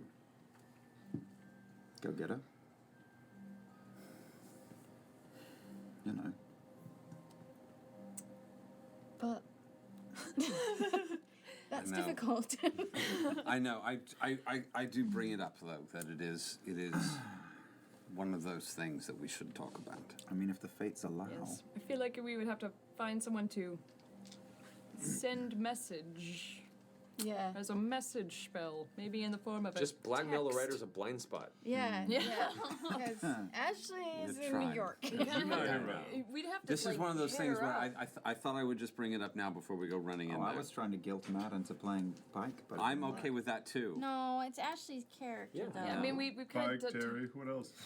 Yeah, just throw all the NPCs All in of there, them. guys. It's not the Thordak battle. There's not 87 miniatures on the board. No, but I mean, it could be. We don't know. All right. We'd well, also we're all have to gonna see die. if like Ashley would be down us, like I thought I would bring it up. kaijuing Pike once again. I just thought I'd bring you it guys up can because Jaeger it her is again. one of those things that is pretty clutch down there. Not prepared, but we never are. No. So we kidnapped the president. Definitely. I'm So, liking it more. I'm curious if Rakshasas aren't necessarily part of the system, and this guy tends to come in and out and just make people's lives a living hell. Oh, hell.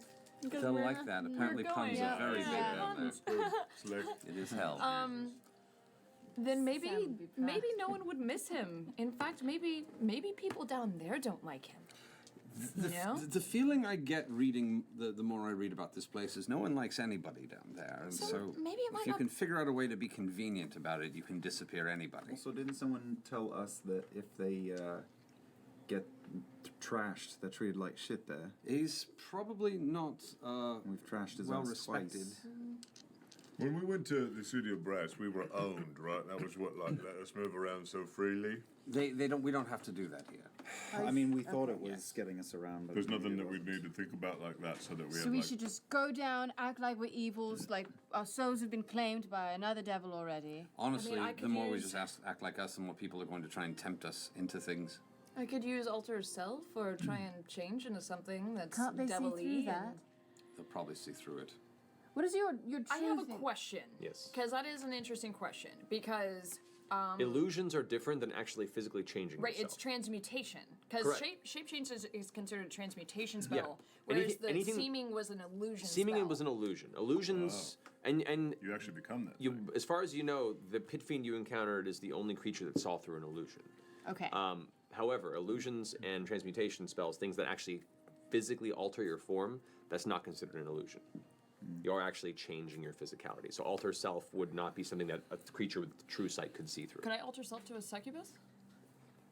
I mean, you could alter yourself to look more look like one. One, maybe, yeah. So if we're just like the bad Or like a kids on the tiefling? I block, mean, you wouldn't be able to give yourself wings They won't mess with necessarily, us? but Do you, could, are tieflings a thing in City of Dis?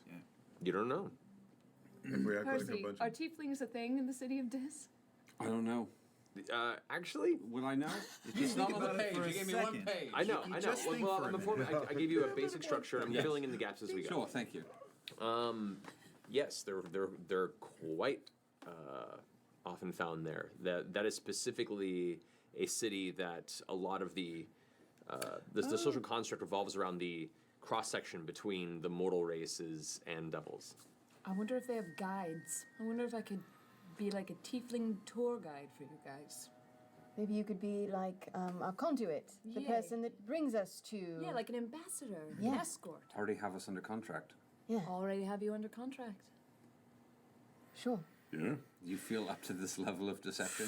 I say with all seriousness. No, you know, it's not my strongest suit, and I know this. recognize Wait, this. wait, Terry, do you have anything, like a spell you can make, any kind of trinket, that would help Keyleth be better at lying? Oh well, I do believe that I can enhance somebody's visage. Well, not that, no. I'm talking an actual, like, ability to tell lies better. Well, Something that would up her, maybe charisma. Does he or have her- enhanceability? He does have Is that what you're enhanceability. talking about? Yeah. He can give me enhanceability, which means I would get advantage checks. Right. That's You better. can do that too. Which What I kind of can do on abilities myself could as you well. enhance? Yeah. So yeah, I can give myself, I can. But I can do I'll- it as well, and probably And a Terry little can better. do it as well. It's I'll great. talk into a mirror for a little bit, practice some, some things that tieflings might say. What are things tieflings say? Oh God, I'm a tiefling. What happened? Why has this happened to me? Oh God, I'm a tiefling. What happened? Why is this happening to me? That's See? perfect. That's See? perfect. It's uncanny. It's exactly how I remember Thank you. Lilith. And We are so close to being able to semi-retire and take it easy. We should not cock this up. We're going to hell. We've no plan.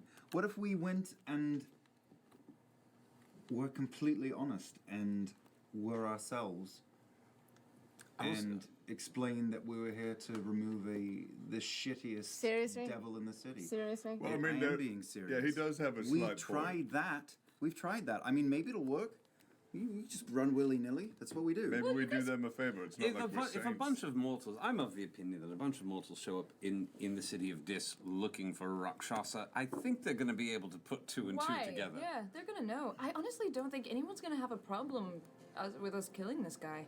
It's just a matter of, do we want to be full Vox Machina, because that might paint a giant target on us, or maybe have someone as a silent escort? I could try and not speak a whole lot. Yeah, I mean, you could. Maybe I could be a mute escort.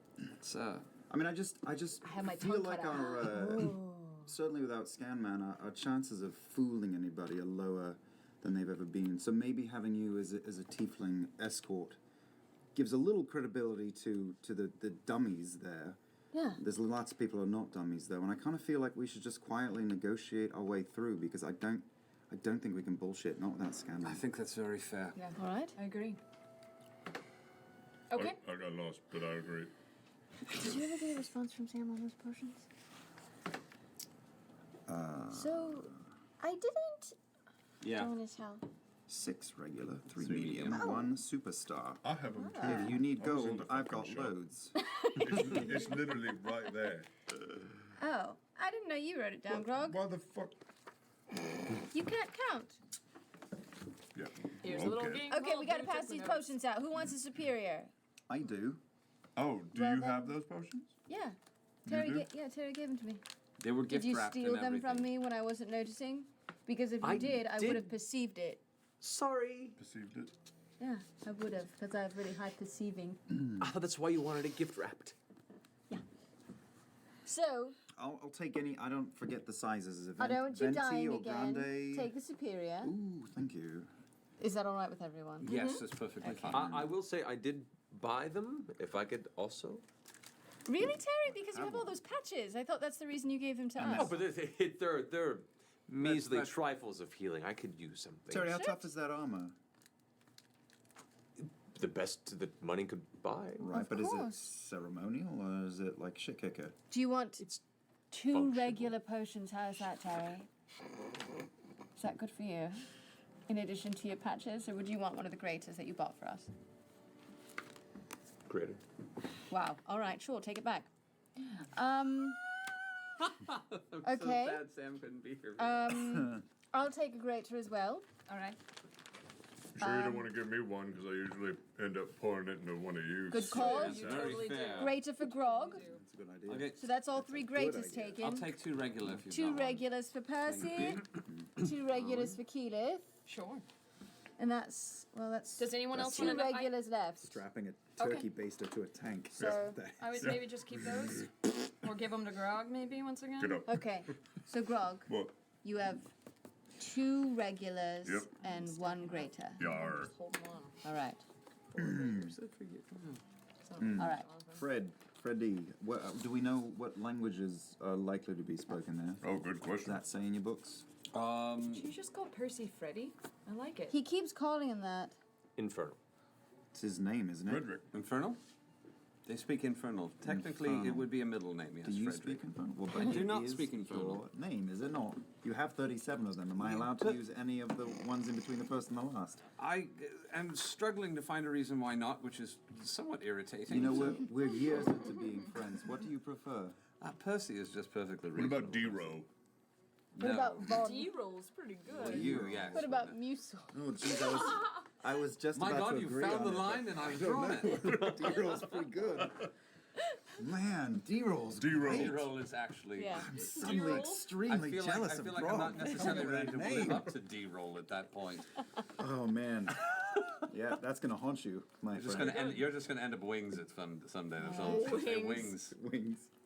It's like B-roll. Y'all want to stop and get a wang? D-roll. Infernal, but they speak common, I'm assuming, as well. Anybody? Got that D-roll. You don't know. Oh, don't know. shit.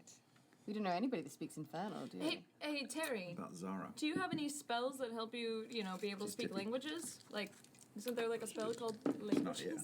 yet. Yeah. Not at the moment. However, if we have enough time, I'm sure we could go find a local class that teaches, maybe go to the Lyceum, and we can learn the basics. A few weeks. Terry, do you want me to punch you in the face? No, I do not. Please, don't do that. Which, by the way, if we we need any sort of healing, and he kind of rummages through his pouch here and says, I can muster a couple of short-term potions if it gets too bad. Why did you take one of the greatest if you can make healing potions on your own? Well, I could only really use one for myself, and I wanted a backup. Right. So Infernal is going to be a problem. And we're taking Dodie with us. Is that the plan? I don't see why we wouldn't. Why would we not want to bring him with us? I'm sure there's lots of robots in hell. Does Dodie speak Infernal? Dodie doesn't speak. Can he write in Infernal? Is he a protocol droid? I am well versed. This is where it would be useful for Sam to send me his character sheet so I would know what languages he chose. But because Sam's not here, no. Dodie does not know or speak Infernal. Somewhere an aerator is going through your creatures. I'm sure. Sam's stuff is right there, isn't it? Oh, yeah. No, that's my stuff. I'm spreading because he's not here. Understandable. Not really. Man spreading. Can we, Plus, like, we didn't- tear off your sleeve and then you understand Inferno? No, you don't need to do that. We could try. I would not recommend it. I speak No. disco, but not Inferno. No. I'm so sorry. I'm so sorry. I'm not really that sorry. You can't just off the cuff that. You gotta say that. That was for the Aladdin earlier. I had to do something in retaliation. We're looking to see if anything. I speak Abyssal, but that's, I mean, that's the other if one. I wanted to use shape change to actually turn myself into a succubus or a rakshasa, then I would speak infernal because I do get that with shape. We didn't really fully decide. It never specifies. I would say yeah. Because you get everything, but you just keep your intellect, Oh, wisdom, do that. and You get a whole other language. Then make yourself a succubus. Well, no, but you keep your intellect. It's not like you Same learn what the brain, creature man. would know. So probably But you not. learn their spells and abilities. You automatically get those. Are the spells in the brain though? If you get this spell. Or in the body? It doesn't specify in the spell. It's kind of what you I think decide. it depends on what kind of spell. Like elemental spells. I really would be want to see in the what body, you but- look like as a succubus. I do mostly. too. This picture they have in the book is quite exciting. Yeah, she's got a whip. Yes, she Transfer does. any average singular creature, one without any class levels or the spell casting trait. So you don't get any spells. You turn into something that has spell casting, you don't get their spells. You can maintain your intellect. But I get their abilities. You get their abilities, their physical abilities and things they can do. But that's different than knowing the language. Yeah, so I don't think you pick up a language. Yeah, you get to suck. Yeah. All right. Sorry. Well, we may have to actually hire a guide once we're in there then. No, we can't hire anyone. Why can't we just hire a tiefling? Didn't you have any other tieflings in your tribe? Maybe, but I imagine they would be super rare. You've been gone Do a we while. have any? Maybe ask dear old dad. We'll say for the purposes of thank you for the text. So checked on the languages that Dodie knew. Oh, And Infernal is not one of them. I'm sorry. So there are 2 tieflings that exist in the society. They're pretty rare when it comes to Ashari, just because a lot of tieflings tend to not feel comfortable in some natural elements sometimes. Sure. One of them is about 6 years old, and the other predominantly works as a kind of a gardener in the vicinity. So it's not a guarantee that they know infernal necessarily. It's not a guarantee, I don't think. You could go ask. I think we I could go ask. I mean, I could go and get a few buzzwords, you know. Let's find that 6-year-old. Hello, goodbye, please, thank you, left, right. No, thank you. Actually, most tieflings do learn Infernal as a language. Can I go? What time is it? You guys have been talking late into the evening. It's early. It's like maybe 1 or 2 in the morning. So go in the morning and find out. If not, we'll just go there and hope that someone speaks common. Yeah. It's they've called gotta be common able for a to reason. Yeah, common. I feel like we'll be okay. Well, we can't sit here and wait for him to come back, and we just gotta fucking do it, alright? Unless I could try and talk to Dad too and see if he has anything that might help with languages, but I don't know. I think we'll be okay. It'll be alright, right? It's just hell. It's just hell. No big deal. Fine. Okay, so do We're we have gonna a die. vague plan? Should we sleep? Sleep, talk to the Sleep. gardener. But if we do this, we're done. We can take it easy. Ish. For a bit. So he says. To do what? What is left? The dragons are dead. All that's left is Hotus. What is left? The fucking deal that I made with your fucking goddess. Who knows if she'll call us out on it, but Yeah. there's that. Well, I'm not going to run right back to the temple, are you? Well, hell no. She creeps me out. Thank you. I saw her face. It's fucking Yeah, I weird. saw that. Wait, you guys all saw. We all saw that, right? Right, that Really happened. talked to. Yeah, because that feels like a fever dream. That happened. You saw that. Did you know we saw her? that. Grog, you saw that, right? What? The giant white, white mask. face. Nope. Grog. Grog, you were. Yeah. Oh. I feel like Grog's getting more. I feel like you like Indignant? lying more now than you used to. That is not true.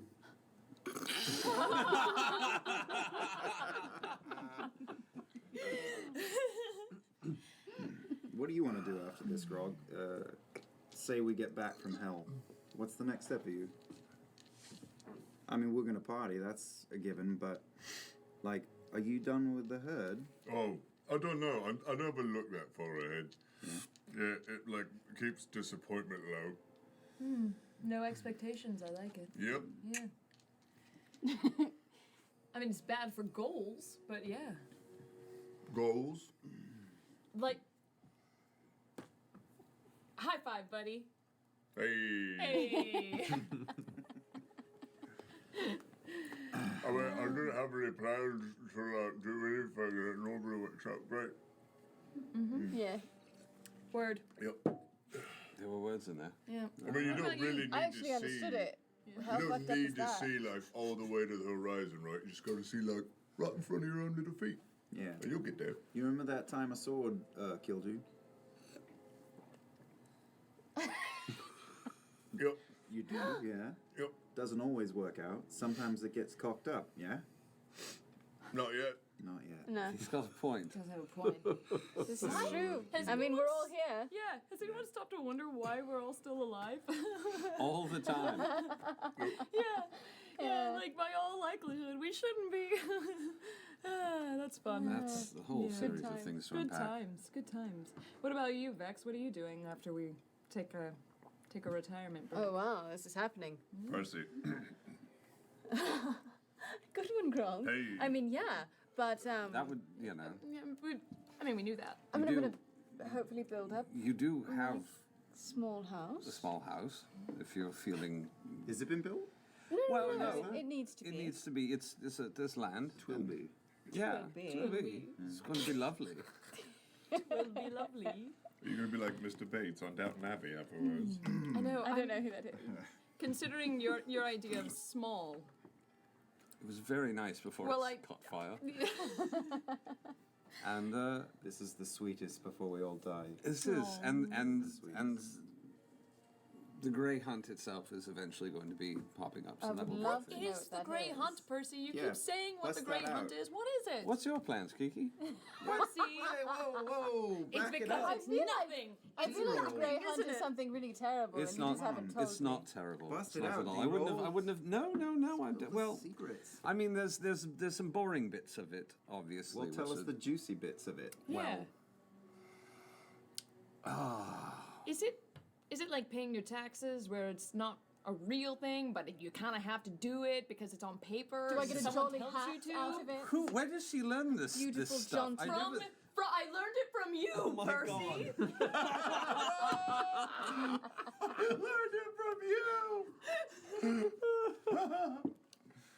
No guilt. Part of the Grey Hunt, and this happens not every season, but often on Winter's Crest festivals. Yeah. And again, it is an official title and does actually carry with it some responsibilities beyond that, but they're very, very you. They'll be fine. And I can't give too much of it away because part of the ritual is also. Oh my different God! every time. Tell us something. You are going to have to go into the woods and meet something. No, I'm really not. Something? You go into the woods. There are creatures that live in the woods that have been affected by the land, that have gained some... You're gonna shroom your tits off. Do I get really high? Is this the whole point of the Great Hunt? Whitestone, there are things within the earth of Whitestone that have certain power and certain energies, and they have been seeped into the plants and the stones and the animals themselves, and Do your I have job to will find be the highest animal in the woods? more or less. I'm starting to regret that I asked. What's the punchline? The punchline is you're going to go and you're going to actually have to bring back a kill, and it will be a very specific kill that is asked for. Oh, wow. But part of that then gives you a practically divine right to manage and look after the creatures of the woods and our hunting and what is reasonable to be killed and otherwise. I think I'm covering most of this. How do you mean divine? Like she can see things? If she kills the radioactive beast, does that mean she gets a radioactive power? Divine more in the sense of what reasonable people do to tell commoners that we're allowed to talk to. Yeah. Atari. It's less exciting. Do I go alone or do I get help? You do go alone. No, you do not get help. Oh, shit. That's so cool. Transparent sometimes. Sounds fun. I think you're going to do very well. Oh, you'll be fine. I look forward to it. She's killed tree beasts and dragons. Everything She's under fine. the sun. Tree beasts or 3 beasts? Look, my light up 20 just lit up for no reason as we were talking about it. It's I a think it'll go sign. very well. It'll be a lovely winter's crest. We haven't had a master or mistress of the Grey Hunt in many, many, many years. So what are you going to do when we take a break, Percy? I You still haven't answered the question? Don't know. I mean, I think I'm going home. I say I think. I'm going home.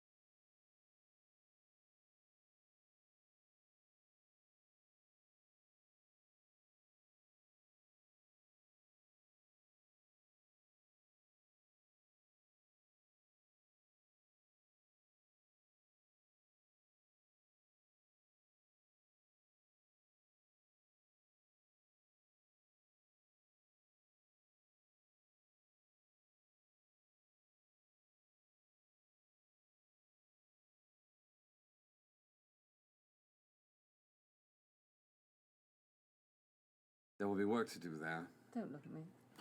And I have plans for my city. I have plans for the people. I want to make it great again. I want to make it shining, beautiful, comfortable for everyone. You know, I might need your help. I have a few ideas for the Ashari tribes as well. I think that would be an excellent thing for our two people to communicate very regularly. I think they need to. I think they must. Can you help me build some sort of maybe like alarm system? That sounds very expensive. I'm not sure that that's possible. Yes, of course, I can help you with something like that. But with taxpayers' monies. It'll Also, be- something else you It'll taught be a me. string on a bell. You're learning so well. Just 2 cups on Can a we go to string. bed? Yeah, let's do that. Are we all sleeping in this hut, or do we have separate huts? We're all sleeping in this hut, aren't we? Welcome to your yurt. Is it all water outside still? Like a little bit of water on the ground? No, we're not It's there wind. anymore. It's windy. Grog We're is up on a cliff. very drunk at this point. There's so much water outside. You guys do have a separate places to stay. Oh. People clear out in cluster. You have your own locations. Why does it smell like mayo? That's good. It is mayo! Take that! He's just been drinking mayo. It's a strong That is constitution. vile! That's You go. probably not That's kept so well. gross. Okay. All right. All right. Good night, lovely people. You guys rest for the evening. The morning comes with your mayo hangover. It's so pure it never leaves the hangover. Definitely cuts the mustard. This morning comes around. You all come to consciousness. The village of Zephyr has already come to life. You can see the townspeople are up and about. They're handling their business. The gardens are being tended to. You can see the windriders are already out, leaping from mountain peak to mountain peak, doing their perimeters in the vicinity. The children are up and being led to their various outdoor classes. The city's alive, and you guys, your business is your own. I get information on that gardener and where to find him. Or them. He's or in a she library. or he or I Right. don't know who they are. It's easy enough to find. In this city in particular, a tiefling sticks out like a sore thumb. You see a woman, probably in her... It's hard to tell with a tiefling. Demon don't crack. But she's a little older. She's in her 40s, probably. Dark purple skin. The horns kind of curl backward and come to almost a singular point behind. Cool. And the dark hair kind of shifts in streaks of gray. But she's in the middle of, looks to be gloves on, in the process of checking in and planting more seeds. And Do I know her name? Did I get a name? Yeah, this is Whitney. Whitney. Yeah. I've tagged along, by the way. Okay. Not her given name, but the name she chose when she joined the Zephyr. Sure. Okay. You've interfaced here and there, but nothing too immediate. You were very young, and you were still kind of, last year in the village, were being pushed towards this place of greatness, so a lot of people didn't interact with you directly too much. But you've seen her Sure. around.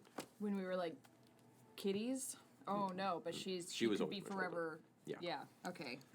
As you approach, she kind of stops and kind of wipes the dust from her hands and turns. My lady Keelit, I'm sorry. And she kind of stands up and does like a Don't small knee. do the bowing thing. I've always been uncomfortable with it. Don't.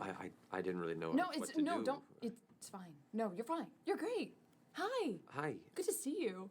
You as well. Congratulations. Oh, thank you. I was just wondering if I could actually just ask you a few questions on behalf of everybody. Certainly. What can I do to help? Okay. I don't know if this is a sensitive subject or not. I know you've kind of been away from this for a little bit, but it seems me and my team are going to the Nine Hells. To the city of Dis. And yeah, no, I know. We all had the same reaction. I didn't know if you could actually help me with any infernal language or any knowledge that might help, or if you still know the language. I've not had to use it in a very long time. I don't know much about what you're talking about. I've lived in it here in Bazaar my whole life.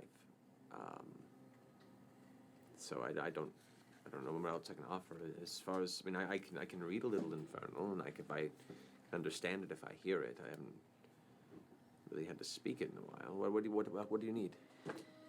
Well, we were thinking of going in under disguise as potentially a tiefling, since they are more common there. All right. So I didn't know if you could share any basics of your language.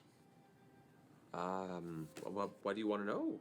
Well, you know, hello, goodbye, thanks, sorry, left, right. All right. And she kind of takes a minute and has to scratch her head. You can see she's like, it's been a long time since she's ever had to exercise her. Do you want to do infernal us over speaking breakfast? I can. We'd be more than happy to buy you breakfast. I'm all right. I'm all right. I'm in the middle of my work here.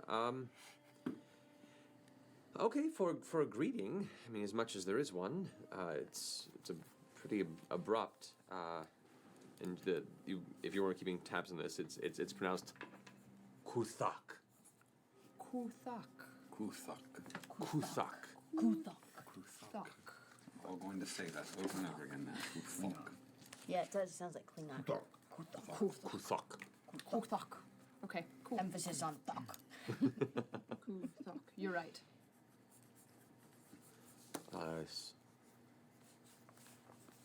Goodbye is very similar. Kuthrek. But is usually said in a very forceful manner. Goodbyes outside of it's usually a very stern separation. Sure. What else did you? Excuse me, I'm sorry, I'm Lady Keelet's friend, and aren't I there? No, sorry. I saw the hesitation and it was cute. Keep going. All right. We Don't. Yeah. you grew up here, so I don't know if this means anything to you, but we are searching for a Rakshasa. Do you know what that is? I'm afraid I do not. No. Look, it's all right. I understand. Many people just assume because of the way I look that I know a lot about devils and demons. No. But I really don't. I'm sorry. Oh, it's all right. Sorry. It's okay. Yeah, we're kind of grasping at straws. Sorry, I hope we didn't offend. No offense taken. Just, I wish I could be more help. I'm sorry. Any other phrases? I mean, maybe like a yes and a no. And then we'll totally leave you to your work, because I feel like I've totally interrupted like your flow, and I'm so sorry. I thought, so it's okay. Yeah. You're allowed to. You're the voice of the Tempest. For goodness sake. Doesn't excuse me from human decency. Fair enough. Yes, or an acknowledgement is more of a yai. Yai. Yai. Yai. Was that right? Episode 91, where we forced Matt to make up an entire language on the spot. Yeah, thanks guys. This is so wonderfully Dr. Doolittle. Yeah. Nice. Yai. Nice. And then no. Wait for it. Ermagerd. Sure, that's it now, guys. No! Damn it, There you Liam. go. I'm right. No, there. it's not. No. No, come on, really? No, he is not. Ermagerd. Oh my god. I hate you. That's canon. This is fair. What's Going that, in the book. Mr. Going What's in that, the book Mr. now. Disco? Who do you hate? No. Oh, God, you're so... Thanks a lot, Liam. You and she of the so-called Tempest. Good You're both. welcome. Brilliant. You're not gonna ask her any questions, but she's a fucking felon on the run from the hells. You're just gonna let her go away. She's not a felon on the run. She I've known says- her since I was a child. No, you're We're a not fool. here, You're so don't worry. blind. We're not having this conversation. You're a mass murderer. It's and fine. let If her you were pick here, I the- wouldn't listen to you either. So. She's a peaceful fucking gardener for the past 20 It's a years. For the Great past cover. 20 Speaking years. of which, do you know what's the word for peace? Is there a word for peace? Do you know? Not that I know of. All right. Shit. This It's the Nine Hells. not Is very there a fruitful. word for thank you? Do they thank people there? Do they It's similar feel to thanks? goodbye. could have been similar to goodbye. Is it more or less forceful? About the same. It can mean both. Okay. Can be both. It's like an inflection thing.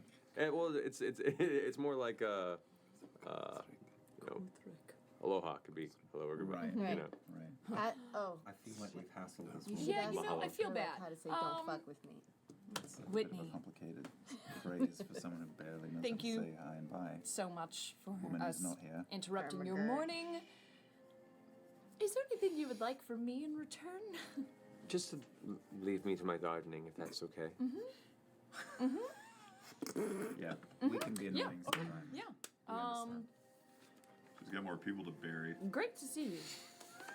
It's great to see you again. You as well. Man, so good to be home. Okay, let's go. Vax? As you start walking away, that kind of awkward, quiet, you hear her say over your shoulder, "Good luck." Thanks. I don't look back out of embarrassment. Okay. But Voice of the Tempest, motherfuckers! Correct. First act of being king. I don't know if I said that Kuzrek. right. Oh my god. Kuzrek. Hello. Kuzrek. Everything's fine. So far, I'm just watching Critical Role while draw. So that's all that I'm doing, It's- really. Yeah. Kuthak, Oh my god. Kuzrek. Kuzrek. Yai, and Ermagerd. What is it? Mordor. Yeah, you gotta roll. Round it It's out. around it, yeah. Yeah. It's And you, who are you? oh. What's up? What's new? Yeah. We've all suffered through those We've all suffered. pronunciations. Inside baseball. Make it Yeah, the yeah. last word in a 4-sentence line. Mordo. Anyway, sorry. Yeah. Voice acting, lamenting. So, Metamucil. Open your portal. To the that's a mind. 6th level Okay. spell. So, what do you guys want to do? Regular. I think it's. We're gonna just do this. How did it go? Did you learn everything? You know, it went about as well as one could expect. I expected it to go pretty Not so fucking good. well. Yeah, Did you learn all of the language? I totally learned all the language in one 15-minute setting of annoying a Well, tell poor us what you gardener. learned so that we Okay. can speak it too. Hello. No. Hello. Kuthak. Kuthak. Kuthak. Got it. Thuk. Yeah. Kuthak. Emphasis on thuk. Got it. Uh-huh. Goodbye. It's Cusack. Close. Close. Kuthrek. Kuthrek. Okay, algo así, algo así. Yes. Sí, pero Yay. ¿cómo Yay. así? Yay! Yay. Yeah, the It's good like girl. gay, only like kind of weird. Yeah. Yay. Mm, Yeah. And So then excited for this. I'm not. no is Ermagerd. Armageddon. Got it. It's impressive Oh my that God. no is the most The complicated ¿Quién one. I mandó know. How do you say do you speak common? She wasn't really. Ermagerd. I think probably do you speak common? Oh well, that's fair. Yeah. Yeah. Yeah. That's it. That's all you got. It's remarkable. She didn't remember a whole lot. She's been living amongst us for quite a while. In fact, she never lived in the Nine Hells because apparently that was maybe vaguely offensive. Well, Did you believe yeah. her? She kills it. She's yes, I've known her What's for her a last name? while. What's her mother's name? What's her mother's name? No, I'm calling out. She's coming with us. Well, Learn how to she's a say, part of the Ashari, leave us so alone. Did you learn how to say leave us alone? She wasn't very good on phrasing. That works. really. It was just words. Just words. Yes. All right. Yeah, I she will doesn't say yes, remember no, please, and thank you can get you through an enormous amount of transactions. With Well, any we don't group of have people. please and thank you because apparently It's they're the 9 fucking hells. Yeah. Nobody says please and thank you. yeah they're not So very yes and polite. no gets So you we have through an yes or awful no. If lot. a horrible devil is bearing down on you to kill you, you just say, oh my god, oh my god, oh my god, oh my god, oh my god, oh my god. It's like the equivalent of the Shia LaBeouf. No, no, no, no, no, no, no, no, no, no, no, no, no, no. Oh my. This is great. Okay. We are This is stalling. going great. I know. We're totally stalling. All right, we'll probably go. Oh How my do we God. feel about kidnapping Okay. a 9-year-old You tiefling? hear the We tearing should of go- paper behind you as Tyrion takes a sheet from Doty's book and is now, Ermagerd. Ermagerd. I'm practicing. Get it out of your system now, because when we get over there, you should probably keep You've it. got to be like so cool. Yeah. You've got to be the coolest. And if that means not talking, that's what it's got to be, all right? Terry, do you remember how dangerous the Kraken was? Yes, but we still prevailed. This You is done. like 7. This is like 7 times more dangerous. Easily. Yeah. Everybody's a Kraken, more or less. Oh my god. Ah! Well, do we all have to go? Oh my god. Only if you want to become, you know, a Oh, shit. full-fledged, permanent, into the histories member of Vox Machina. Is that on the table? Then I accept. Wise It is choice. now. A wise choice. It's only like part of it. This is assuming that we're going to survive, to be fair. So I know, we could all die. it's a lot of assumption. Oh, any of us. What? Nothing. It's going Let's to be do great. this. Let's Do you have a build will this made up? city. Oh, How do you even know that? No, never mind. Don't worry about it. We'll get to that later. The multiverse is large and wide. all right. What's the plan? Time is a flat circle. We built this city on rock. I will. Nope. I will shave Nope. both of your heads. Thank you. I'm behind this plan. It's a good plan. Not in character. Out of All right, are we going? Oh shit. Are we going? Are we ready? I was kind of joking, but sure, let's go. All right. What is this? What is this? Who dis? We gotta Who dat? who this? We gotta hold Are you hands above and me or then. below me? I'm above you. All right, and then Good job. Bam! City of Death. As you all hold hands and you complete the ritual of the incantations leaving your lips, your vision suddenly grows dark as the magics of the spell pluck you from your home plane and thrust you into the space between. God. Before you, a glow begins Asado. as you rocket towards an Cocido. unexpected and incredible sight. An endless, permeable tapestry. A tangled lattice of burning, Let me divine cook. Let fire me cook. appears before you, writhing and growing as you shoot towards it with incredible speed. You instinctively wince and curl, the promise of impact triggering your need to defend yourself, the dread as the air begins to heat around you. Then you impact and pass through harmlessly, the heat fading. You glance over your shoulder to see it gone. You just pass through the divine gate. The divine gate. You glance over your shoulder to see it vanish, but then another flash of red magical power consumes your vision as your feet suddenly find hard ground. As the rush of powerful energy subside, the swirl of color and sudden thrust of movement coming to an abrupt halt.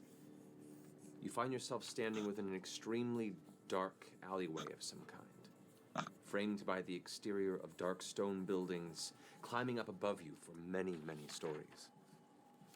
The cracked, thick cobblestones that mark the floor are littered with filth, slivers of cracked skulls and bones, as well as discarded refuse of Sleeping's turn in origin. The air here is extremely hot.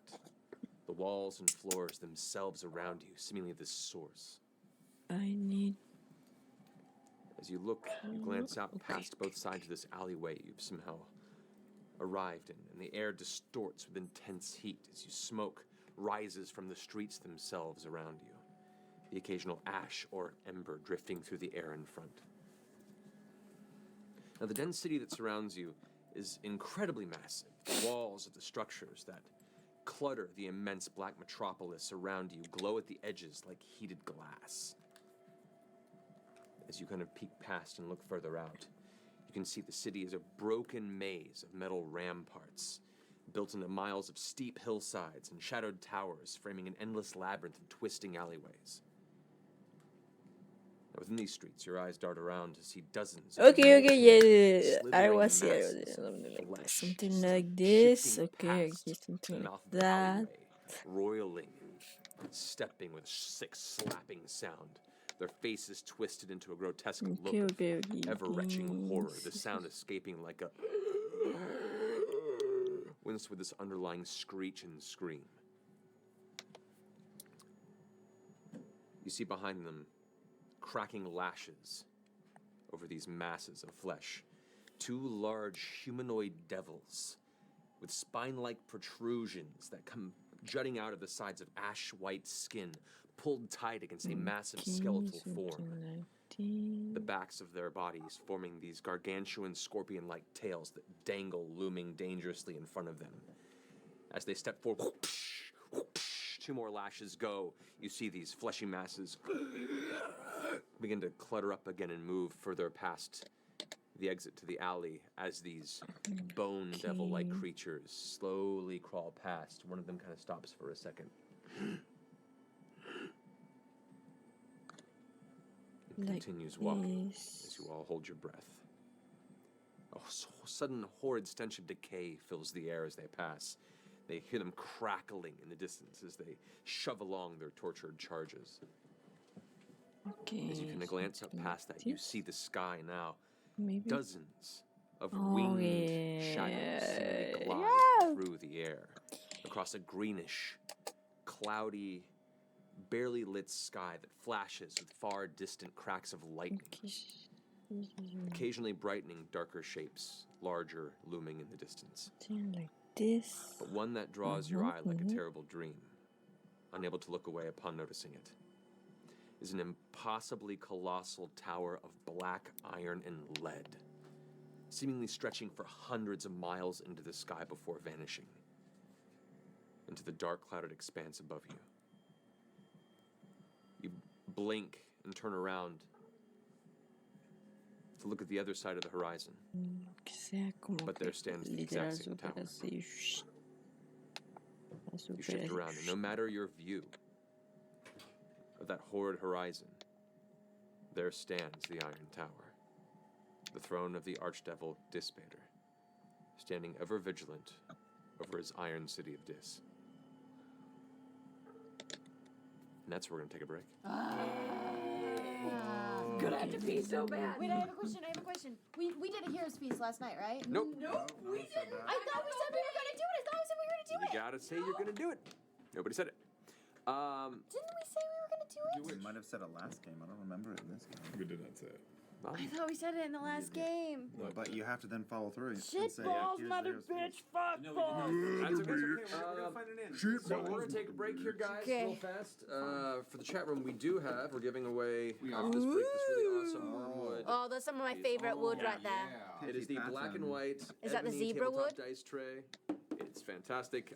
The word to use in the Twitch chat. So if you're an alpha, move over to Twitch chat. Make sure you put this in there to be part of this giveaway. But the word of the night is Doty. D-O-T-Y. It should be Ermagerd, but whatever. Well, we've already established it.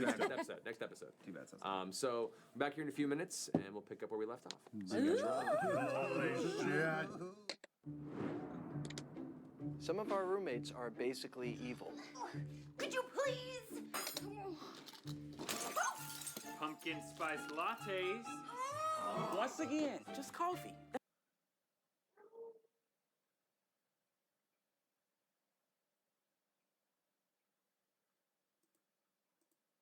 Follow your vision no matter where on the horizon you glance.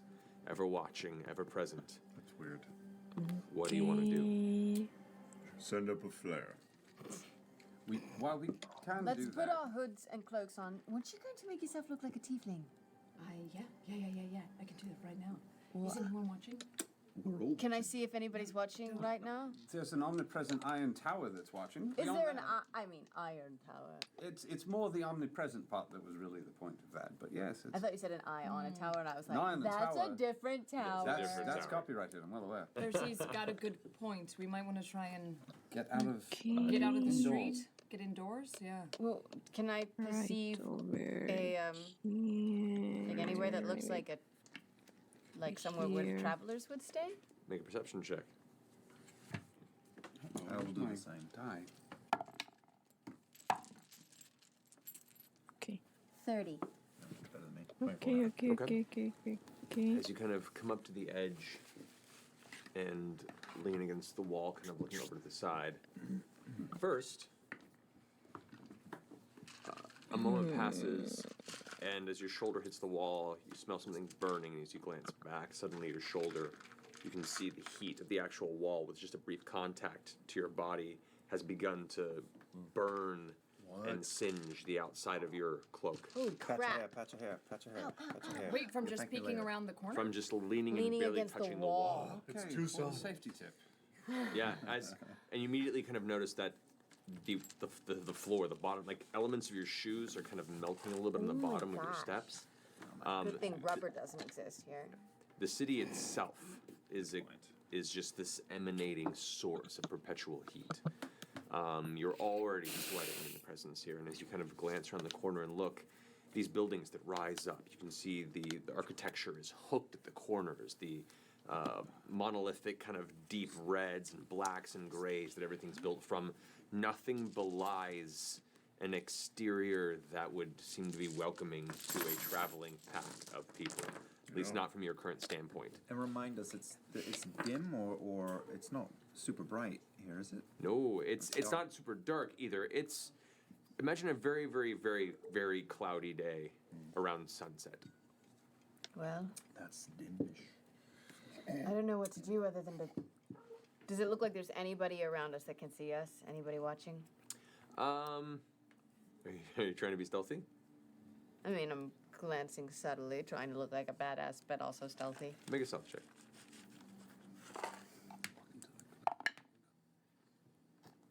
18. Okay.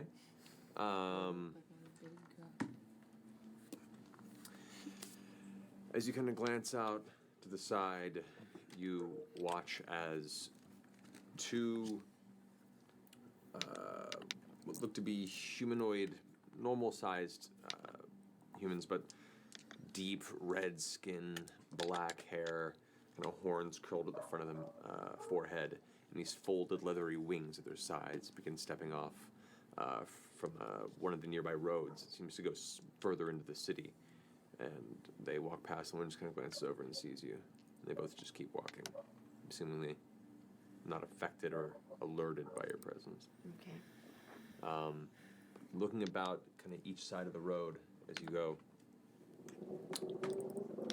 there is a lot of movement through these streets. There are a lot of creatures, all sorts of weird shapes. You see a lot of that weird fleshy mass that you saw stepping forward. There's clusters of them all over. Many of them seem to be herded or pushed. Some seem to be almost chained together in places and being dragged around. Is it like that thing that we ran into in? Was it Cragham? Where were we? Where that thing was like a mash of bones and stuff. Oh, in the field of bones. Oh, right, Is right. it like that? No, it.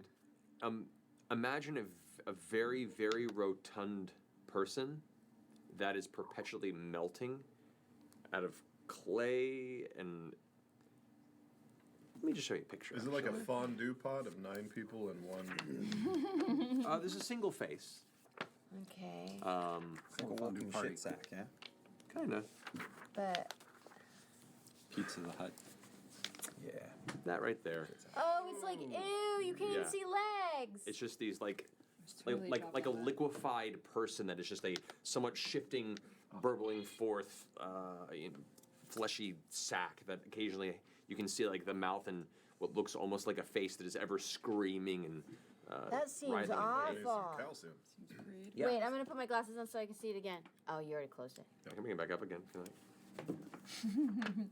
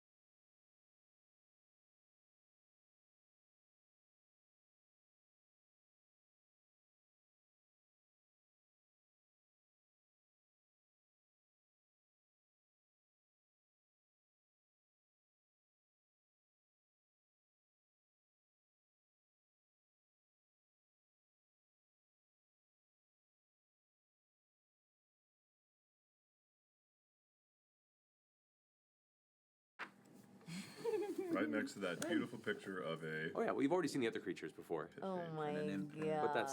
that's a fun one there. That is so creepy. Okay.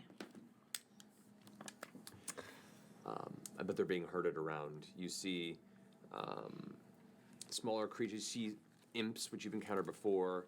Tiny, winged, leathery, humanoid creatures that kind of flutter around and seem to be more keeping a peripheral view, an overhead view of the goings-on of each one of these clusters of entities being pulled through the city. You see a handful kind of attending each of these that move along, these humanoid devils that have long pole arms, and from their dark, almost like bluish-purple skin, what looks to be almost like a series of jagged, pointed tendrils that jut from the bottom of their chin and almost like writhe and curl as they push forward, kind of occasionally shoving their weapon into the side of these things and kind of just getting them back on track as they wander off. Do I see anything that looks like normal Exandrians? People that are just like At this moment, no. And you get the sense that at least they're not super common. Almost everyone that's currently walking through the street in this particular intersection seems to be of some sort of devilish heritage. Right. I kind of go back to a group and say, well, I was spotted for sure. Nobody seemed to pay me very much mind, but there's nobody here that looks like us. I don't know if we've happened to pop into a particular area of the city that is inhabited mostly by devils, but that's where we are. Do we know what layer we're in? What layer of... this what would layer be, of- well... It's like the This third, would be... fourth, Second. This is 2. Second. Oh, we Number gotta 2. find the What level dis? the open market, right? The open yes. market? The market. Yep. Oh, right. What? If we find the market, we'll find an inn. Find an inn, we'll find a place to Please drink don't and make get a me be room. the one that remembered all this shit about this. I mean, I am the grand poobah, the doik of all this and that, so. Oh, that's true. Yeah, this You is would in your know. title. Y'all motherfuckers just come with me. Oh no, I can already I see feel that like going we should poorly. put our hoods up and just generally act like we belong here. No, just walk with purpose. Do you think if I do an altered self here that people will notice? Can you do it quickly? I mean, Yeah, I can do it at will. we're in an alleyway. Just All right, you- let's all just- make the changing circle. Yeah, just shield me like we're Just stand At the like beach. just changing at the mean beach. in front of Keyleth. Look casual. Don't touch the wall, you'll burn. Which actually you do immediately take 4 points of fire damage as you do so. Poor busy. Oh, buddy. Put some mayonnaise on it, you'll feel better. Yeah, it's true.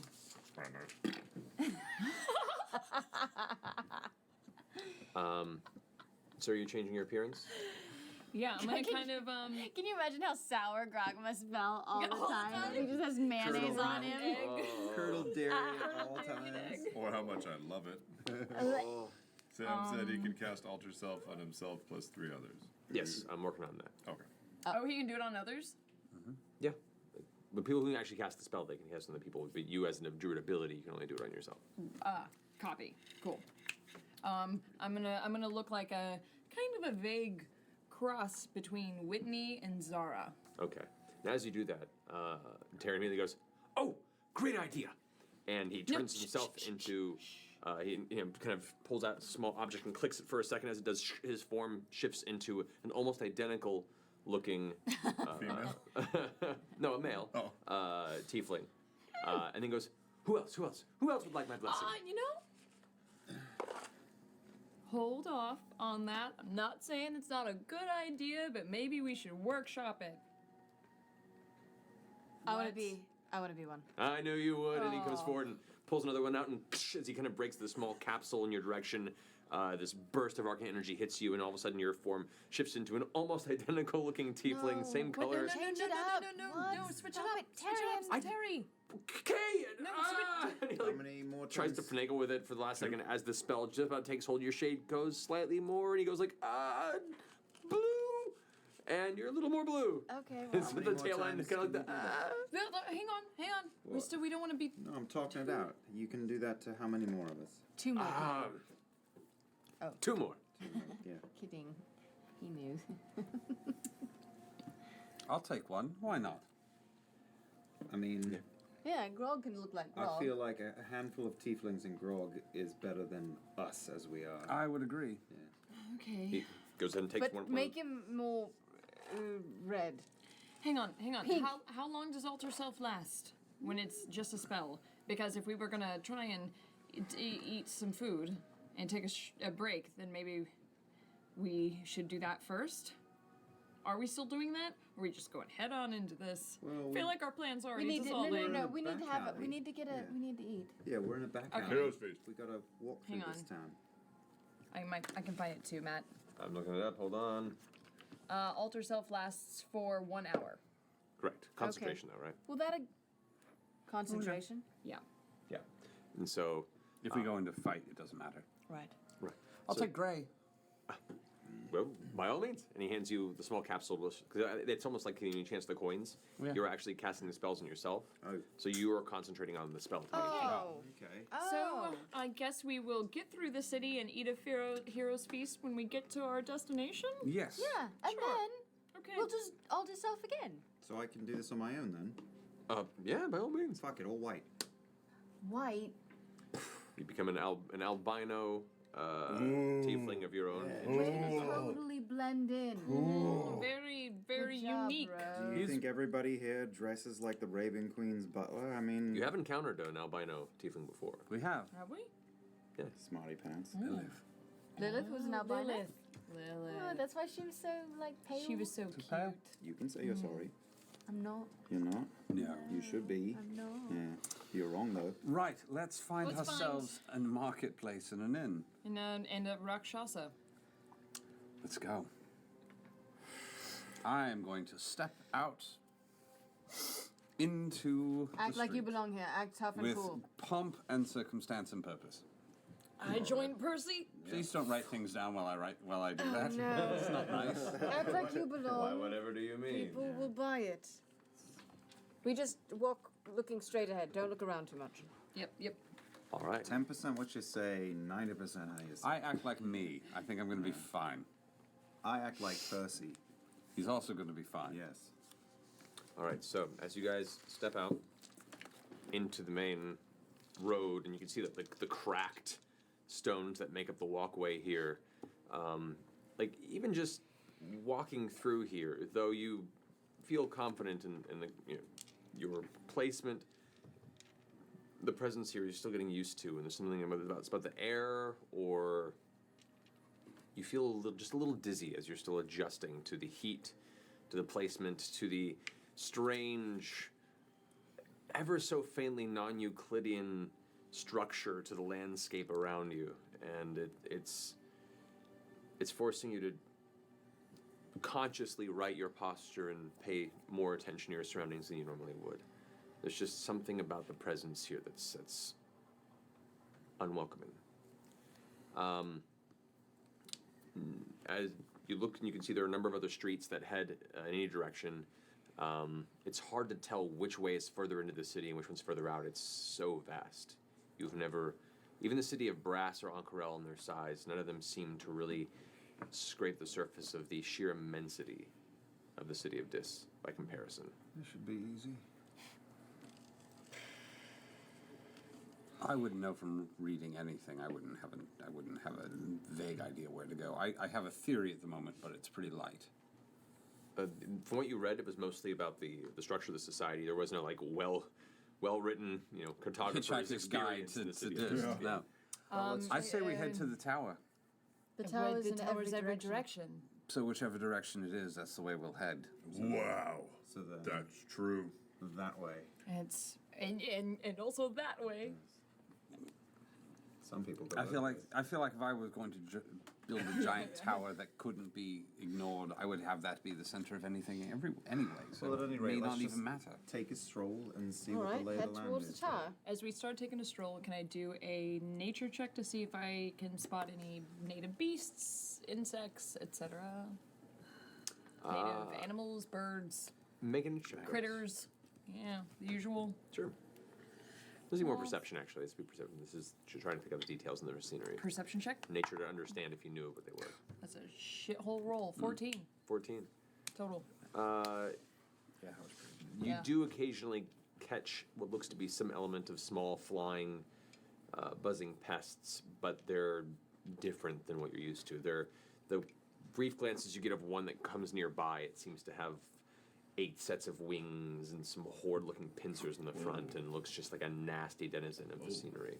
And immediately you're like, I lean over to Vex and I say, "Or in an effort to blend in, should we just like kill a random person?" I feel like only if it's called for. Yeah? I just thought of it, so I figured, does that mean it's like called for? Is that what you do here? No, I probably not just yet. I mean, I might really like it. I know they could, but they also thrive on order. And I feel like that's a little out of order. Right, and I'm glad I asked you. Yeah, me too. Okay. Keep doing that. Would I? Asking you? Yeah. Why is our life so much like the vaudeville?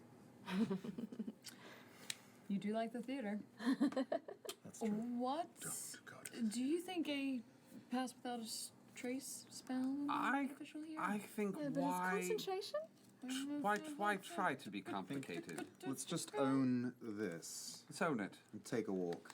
First No of all, fear. strut. Maybe I we'll drop. Maybe we can just kind of drop a little bit of dust of tracelessness behind us, though. So we're like, you know. No. No, let's not make a scene. Mm-hmm. I'm gonna look for signs to see if there's. I'm gonna try and see if I can look for signs of the sorts of people who are walking around. If there seems to be a flow of traffic, if people seem to be going in a direction, coming from a direction. Okay. Getting a sense of the city. While heading towards the tower? While heading towards the tower, to make sure that I'm trying to get a lay of the land, so that maybe I can see if we should veer off in the direction. Okay. And also looking for humans, or someone who might speak common. And are there stores? Are there businesses? Are these all nondescript buildings? Or does it all just look like the same shit? Or is it look They're like this- varying, but there's nothing here that looks like a welcoming shopfront. Right. Like the structures are varied, but any of the signs or any of the scrollings that you see chiseled into the stonework and metal. So it's like is a not language hellish you- financial district. There's just nothing. Loosely, yeah. It looks where I was looks Definitely like sounds like hell. Detroit on Halloween. Yeah, it's Purge. Love you, Detroit. Yeah, It's been a while. Yeah, man. Devil's Night, great. A long while since Hell. So yeah, you follow, and as Doty's kind of behind Terry, and this who's guy. kind of staying as close to the middle of all of you guys and kind of shielding himself between your various bodies.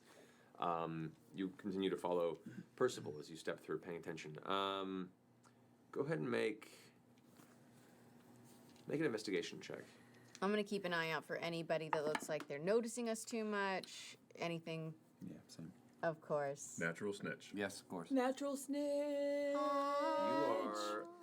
I have a problem. You are. I may have to like this. I'm aware that there's a lifespan on this die. That I We may are have in to hell. put away. If it's gonna You're come gonna out roll one anywhere. natural 20 and it's gonna dissolve into gold Heads. dust and float away. Heads.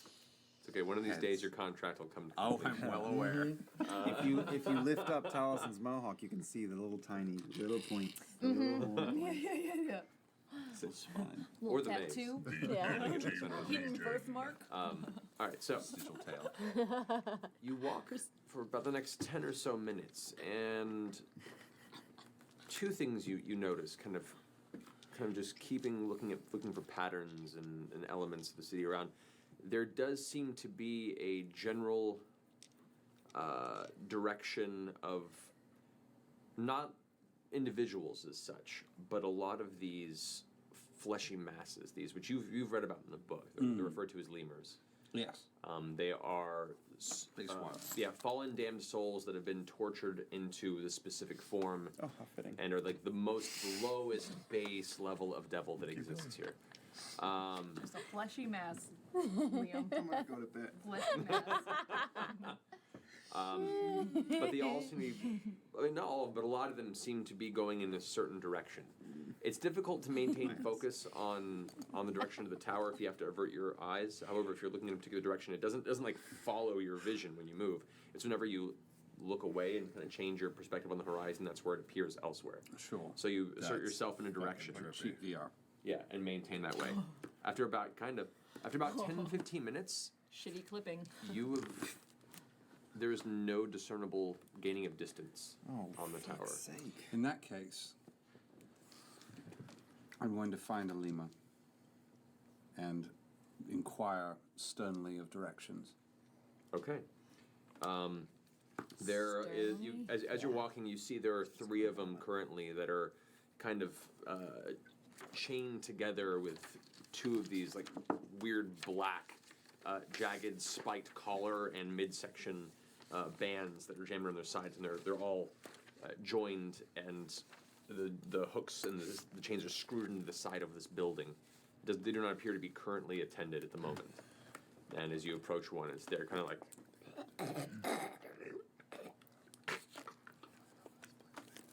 Fuck. Marketplace. Point. That is fucking There is disgusting. no language. There it looks like it can't really communicate. Oh, God. Wow. That's really sad. It kind of is. Well, that's depressing. All right. Ugh. What building are they currently chained to? It looks to be.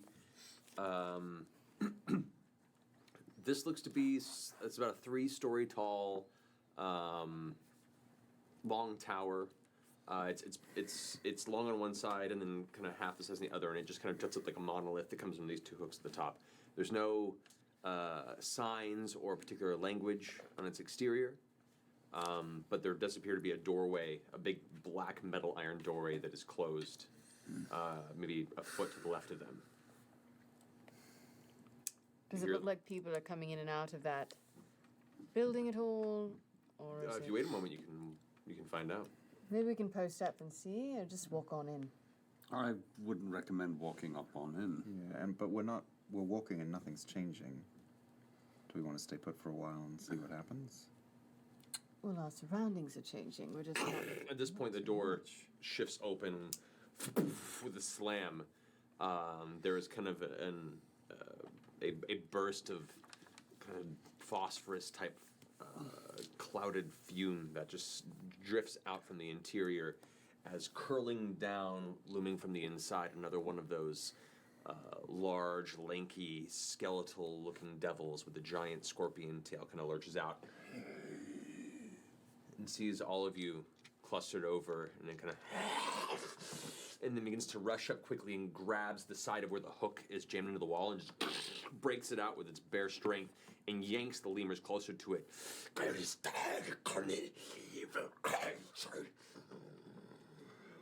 You see its jaw almost seems to disconnect and unhinge for a moment as it gets impossibly long. Its tongue kind of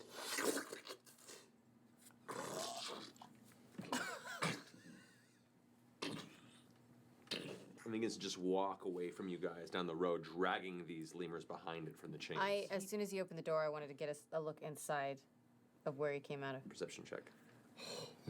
Do it. Silent Hill shit going on. Yeah, no It was almost a 20. But it was a 25. 25? Yeah. You get a very brief glance from the inside. Very dark red light seems to kind of slightly light the interior. It looks almost like a shelf of some kind. That's as much of a view as you got. It's just like some sort of a shelf, a bit of furniture on the side there. Fuck. Hodis, where the fuck are you? Where's a fucking place we can have a stupid face? If we can get to a safe place, a quiet place, I can do a locate creature spell and see if I can find him. Yeah. I can also still scry on him, but I need to... We need something. Something not in this back alley of a street. Did that devil who just left leave the door wide open, or did it shut up? No, the door like slammed open, and as it shut, walked and went towards you guys, it slammed shut behind it. Which way did the creature go? Loosely the same direction as where you're walking for the tower. Keep walking that direction. Keep walking that direction. See if I can gently catch up just to the vague periphery, just so that like I can see if I can see them, then great, and if not, Are you following this group? Is that what's going on? Yeah, from a gentle long distance. Yeah, he did just and not with scold great us to intent. back up. Yeah, was he talking to the lemurs, or He was was he talking to us. Talking to you guys. Yeah. To back the fuck off? You were clustered around, apparently, He was His saying, properties. He was saying, get His away people. from my game. Back the fuck off from my people. You don't speak yeah. pissed off, because That was a chain devil? This was a bone devil. That was a bone devil. All right. Which That- actually I that can show you what scolded that us? was. Picture pages. Although in my Picture mind, it's pretty pages, good. picture pages. Because this means I could theoretically, like, turn into them now that I've met them, right? Technically, yeah. That won't go poorly. Nope. Get the Oh, fuck that's out. put us in our place. Yeah.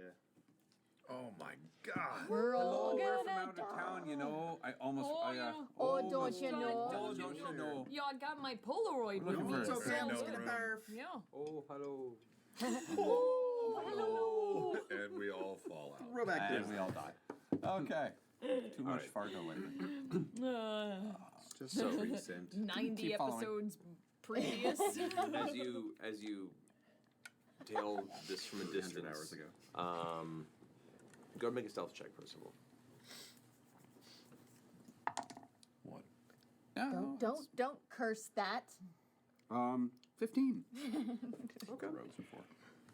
I'm not like keeping the He's distance. rolling. Okay. He's D-rolling. So, Do they see me? D-roll. No. They You see the roll. I love Laura bailing so fast. So, You got it.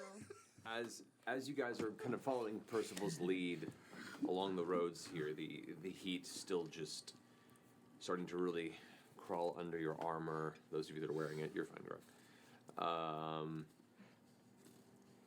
You watch as the lemurs are dragged off into an alley to the right.